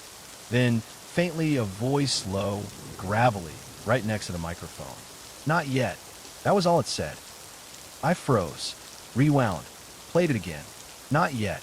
I hadn't heard it at the time, but it was there, clear as day, in the silence. I didn't leave. I told myself it was interference or some neighbor's TV. I told myself I was overtired. But then, 3 nights ago, I heard the house sigh when I was still awake. I was sitting at the kitchen table, lights on, writing in my journal. And from behind me, near the fridge, one long exhale. Cold. Vet. Alive. I dropped the pen. Turned slowly. Nothing. Just the sound of the clock ticking. I walked through the whole house with a knife in my hand. Nothing was out of place. But when I returned to the kitchen, there was a fingerprint on the page I'd been writing on, smudged in the ink. I touched it. Still damp. The ink hadn't been there long. I tried to pretend it was all in my head. That night, I told myself I'd take melatonin, sleep through whatever weird structural groaning this house wanted to do, and move on with my life. That plan fell apart when I woke up at 3:11 a.m. to my bedroom, door wide open. I always shut it. Always. It opens with a very specific, slow creak, and I always wake up if it moves even a little. That night, I hadn't heard a sound. Just opened my eyes, and there was open like someone had been standing there and left in a hurry. And on the floor, just past the threshold, was a pile of dust. Fine, gray, soft as ash. I looked up. The attic hatch above the hallway was ajar. I don't use the attic. The inspection guy told me it was just insulation and support beams. Nothing up there. I didn't even know how to open the hatch until that moment, when I saw it dangling loose, slightly lifted like it had been pushed up from below. I didn't sleep the rest of the night. The next day, I tried to ignore it again. Denial was becoming a reflex. I worked from home, kept my headphones on, ignored every creak of the floor or shift of the walls. I convinced myself this was what old houses did. That night, I took sleeping pills. They worked. Kind of. I didn't wake up until morning, but my bed had moved about 4 inches to the left. I only noticed because my phone charger had popped out of the socket, and the rug underneath was rumpled in a spiral, like something had turned the bed while I slept. That same fine dust was on the floor again, but this time it formed a perfect circle around the bed. I spent the day cleaning, scrubbing the floors, the vents, dusting every corner. I was desperate to feel in control. The house didn't sigh that night. I thought maybe it had passed, that maybe I'd stopped whatever was happening, until I found the journal. Not my journal. It was on the kitchen table, right where I usually write. The cover was blank. I opened it. The handwriting inside was close to mine, but not quite right. Slanted too far left. Letters curled a bit wrong. It was full of notes. Observations. About me. He doesn't hear the sighs if he's watching the clock. The pills make him still longer. Easier to touch. He dreams in heat. I can enter then. The last entry read, "Soon, I will lie where he lies." I dropped the book and backed away. Something inside this house is studying me. Not haunting, not tormenting, learning. It's watching how I sleep, how I breathe, when I move, what I ignore, and when I let my guard down. The sighing has changed. It's almost conversational now, like it's thinking, breathing with intention. Sometimes it sighs twice in a row. Sometimes after I say something out loud. I started testing it. I said, "Good night," one evening while staring into the hallway. 10 seconds later, I heard it, a low exhale from the base of the stairs. I asked, "Are you there?" No response, but my bedroom light flickered once. A single blink. I don't believe in ghosts, but this isn't a ghost. Ghosts don't learn. This thing is closer to waking up. I stopped pretending I was imagining it.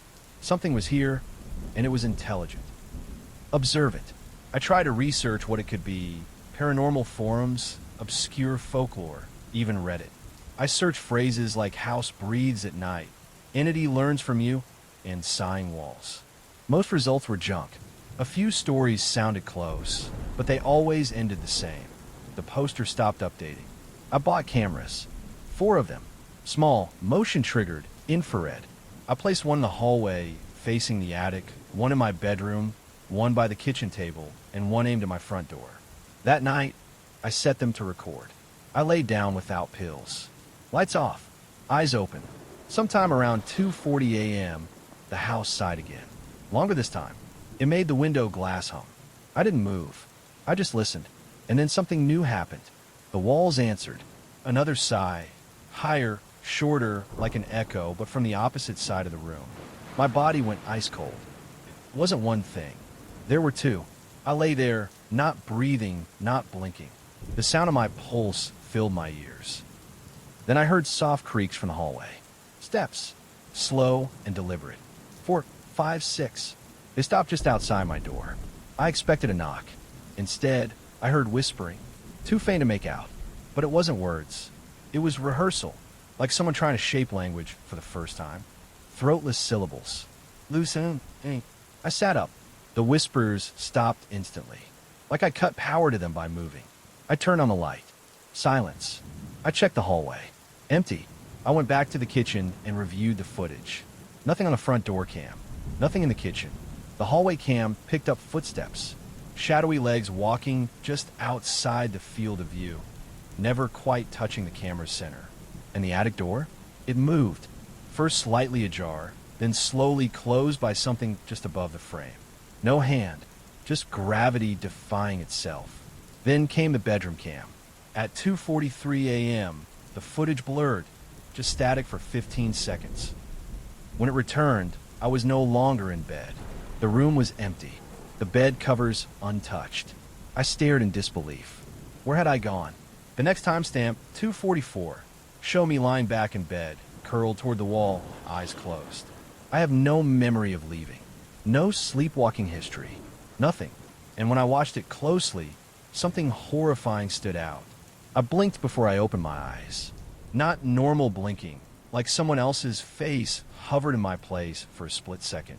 A shimmer of movement above me, as if something was lying there, staring through me. Then I heard it, my voice on the recording, but my mouth wasn't moving. Not yet. The same words from before. My knees buckled. This thing doesn't just want to replace me. It's practicing. Tonight, I saw the attic door open by itself again. Just a few inches. I waited, staring. Nothing came out. But now I know the house has a body. It just doesn't wear all the time. And it only breathes when it thinks I'm still. I've stopped turning the lights off. There's something primal about light. It keeps things at bay. Not always, but long enough to react. Since the footage showed me vanishing, I haven't let myself fall asleep. Not naturally, at least. I've taken to drinking coffee until I crash in short bursts. Never more than 20 minutes at a time. Always in the morning, always when the house is loud and busy with light and sound. But that only delayed the inevitable. A few nights ago, I woke up sitting in the hallway. I hadn't meant to fall asleep. I was reading in the living room, and the next thing I knew, I was sitting cross-legged outside my bedroom door, arms limp at my sides, head leaning to the wall like I'd been waiting for something. The attic hatch above me was open. The air was thick, warm, too warm. I stood slowly, ears ringing, heart hammering in my chest. While I looked down the hall, I saw shadows stretching across the walls. Not from a light source, but from within the wallboards themselves. Like something inside the structure was moving, breathing. The hallway sagged. The wood beneath my feet bowed ever so slightly, like it was tired of holding weight that didn't belong to me. I ran to the living room, turned on every lamp, and blasted music. Still, the air felt watched. Later, I noticed my reflection again, this time in the TV. I caught it in the moment I passed by. Just a flicker. It smiled before I did. Then, without touching anything, the TV turned on. Static. Just static. No remote near me. No input selected. But through the static came a pattern, soft, rhythmic exhaling. Like a sigh distorted by electricity. And under that, a new sound. Chewing. Wet, slow chewing like someone breaking in a new jaw. I yanked the cord from the wall. The TV stayed on for 3 more seconds. Then black. I turned to go upstairs and froze. There were 2 sets of footprints in the dust on the stairs. One leading down from the attic. The other heading up toward it. Neither were mine. I haven't been up there. I didn't sleep that night. I turned on the bedroom camera again, this time pointing it directly at me. I held a note up to the lens before lying down. Wake me if I move. The next morning, the camera footage showed me sleeping peacefully for 3 hours. Then, at 4:12 a.m., I opened my eyes, sat up, and whispered, "Come out now. I'm ready." I didn't remember that. Not a second of it. But the camera kept recording. For the next 4 minutes, I stood in the corner of the room, unmoving. Then, behind me, beneath the bed, the floorboards began to rise. Like a bubble pushing up.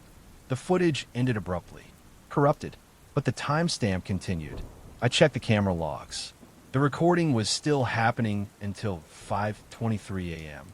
Over an hour of blank footage, but the device showed it was active the entire time. When the recording resumed at 5:24, I was back in bed. Exactly where I'd been before. Same position, same blanket placement. Nothing changed, except one detail. The note was gone. I found it later that day, torn in half, floating in the upstairs toilet. The half that remained read, "Ache me, I haven't left the house in 4 days. Every time I try, something stops me. Not physically, no locked doors or unseen force, but distractions, diversions, disorientation. The first time I packed a bag and reached the front door, I found it already open, just a crack as if someone had just stepped inside. The sunlight seemed off, too pale, too thin. I stepped forward, but the hallway behind me groaned like a throat clearing. The house sighed, a deep, moaning exhale that rattled picture frames on the walls. I closed the door without thinking. That's when I realized I'm afraid to leave. I don't remember when I became afraid, but I am. Somewhere along the way, this house shifted from shelter to presence. It doesn't threaten me outright. It coaxes, guides, reshapes, and I don't know how much of me it's already taken. Last night, I caught myself talking to it, out loud. I was lying in bed, curled up, clutching the covers like armor, and I whispered, "Why are you doing this?" The sigh came almost immediately. Soft, affectionate, like it was comforting me. Then a second one, lower, slower from beneath the bed. And after that, the whisper returned. But this time it wasn't a word. It was a perfect mimic of my own voice. "Because you asked." I shot upright. My reflection in a mirror across the room blinked a second later than I did. There was no camera this time. Just me and whatever part of me is becoming it. Or maybe vice versa. I checked the attic again. The hatch had fresh fingerprints along the edge. Dustless ovals in pairs, long and narrow, not quite human. The ladder was down. I didn't remember pulling it. Still, I climbed up with a flashlight. The attic was quiet, too quiet. No bugs. No rustlingin celestian. Just stale air and that awful warmth I'd come to associate with its breath. Then I saw the blanket, folded neatly in the corner. A twin-size quilt that wasn't mine, patterned with faded stars. It looked slept in, freshly disturbed. Next to it, a second journal. Different handwriting again. This one frantic, slanted upward, as though the words had been scrawled by someone writing while shaking. Only one page was filled. I lived here before. I saw it too. You can't let it rest. If you ignore it, it learns. If you feed it attention, it grows. If you speak to it, it copies you. I stopped speaking. I stopped looking. I slept in the garage for weeks. It still got in. When I left, I saw myself waving from the upstairs window. I live somewhere else now, but sometimes I see it in crowds, in mirrors, breathing in sync with me. If you found this, you're too late. The bottom of the page had a smeared palm print. I dropped the book and scrambled down the ladder. I tried to speak, to say anything, but my voice cracked on the way out, like my throat had forgotten how. Later, I turned on the TV again. Static like before. This time, I didn't turn it off. I let it play. In the noise, I swear I heard words forming. Let me finish. I turned away, but the TV stayed on, even unplugged. The house has moods now. Some mornings I wake up and the air is brittle, sharp, like the house is holding its breath. Other days, it's heavy and humid, as if it's exhaled and is waiting for something to respond. The walls creak with familiarity now, not from age or settling, but as if they're stretching in anticipation. Last night, it crossed a line. I woke to the sound of footsteps, bare feet on hardwood. Not hurried, purposeful. The bedroom door was ajar. I'd wedged a chair against it before going to sleep, but the chair was now across the room, facing the corner. In the doorway stood a figure. Not a silhouette, not a shadow. It looked like me. Same height, same shape, same haircut, but off. The arms were too long, the neck too stiff, and the smile. I've never smiled like that. Its mouth stretched unnaturally wide, teeth too even, like a child's drawing of smile with no understanding of what happiness looks like. I tried to scream, but no sound came out. The figure didn't move. Instead, it sighed, a long, rattling exhale, like wind being dragged through wet branches. Then it said in my exact voice, "You're inside me now." It turned and walked away. I stayed frozen for hours, watching the open door, waiting for it to return. It never did. When I finally worked up the courage to move, I found muddy footprints leading down the hallway. Bare feet, my size. They ended at the attic. I checked the cameras again. They were all off, disabled manually. I hadn't touched them.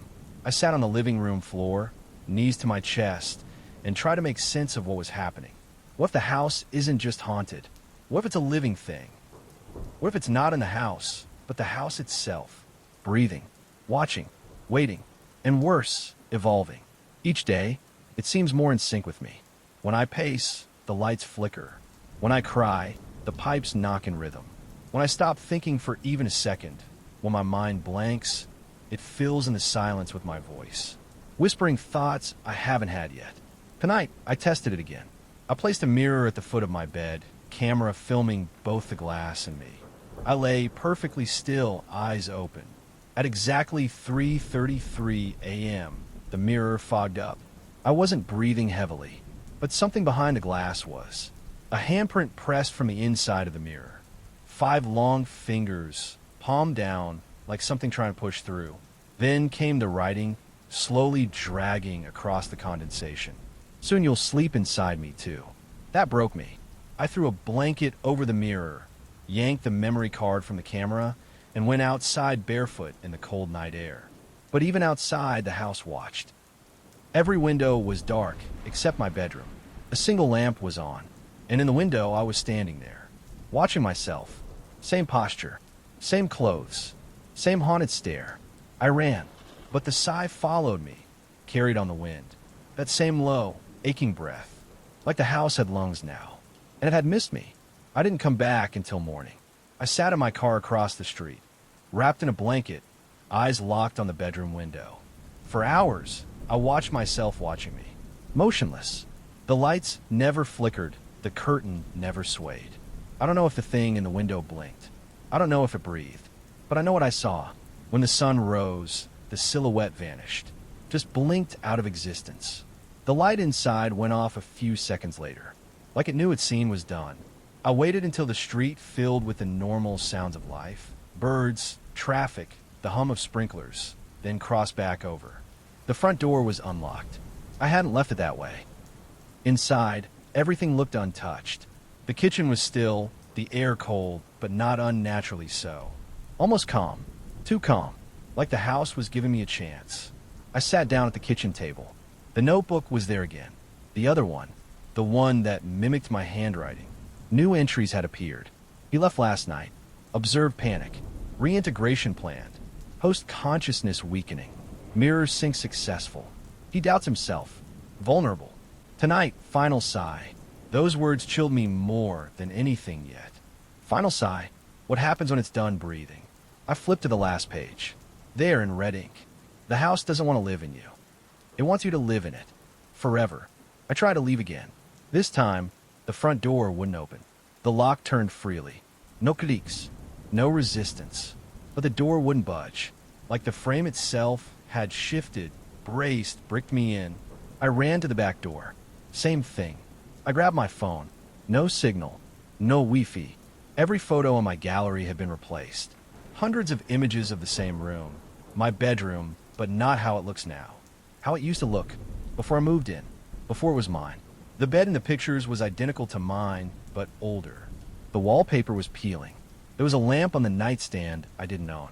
And in every single image, there was a person lying in the bed. Sleeping. Sometimes I saw their face.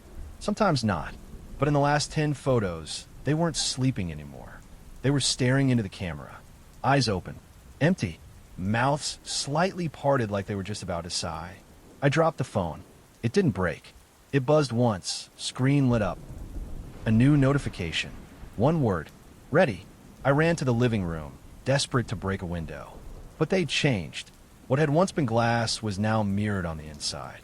I saw myself reflected over and over, hundreds of versions of me, all standing wrong, staring back. Some were smiling. Some were crying. One was waving. I screamed, pounded my fist into the reflection. The glass didn't shatter. Instead, it rippled, like water, and my reflection blinked first. Not me. It blinked first. The sigh came again, longer than ever before. It vibrated the floorboards. The walls expanded slightly. The house exhaled with relief, like it had been holding its breath for years. And finally, I was staying. I backed into the center of the room, and the floor bowed beneath my feet. The sigh hasn't stopped. It's been a full day now, one long, slow exhale that hums through the walls like a living current. I can't move anymore. Not really. The floor has risen around my feet. The wallpaper has begun curling inward like petals. When I speak, I hear my voice echo back from somewhere behind me. Delayed, but familiar. I think it's inside me now, or I'm inside it. I can't tell the difference. The mirror won't show me anymore. Just the room. Just the bed. Empty. Waiting. If someone reads this, don't come looking. It doesn't want you. It only wants the ones who listen. The ones who lie still long enough to breathe with it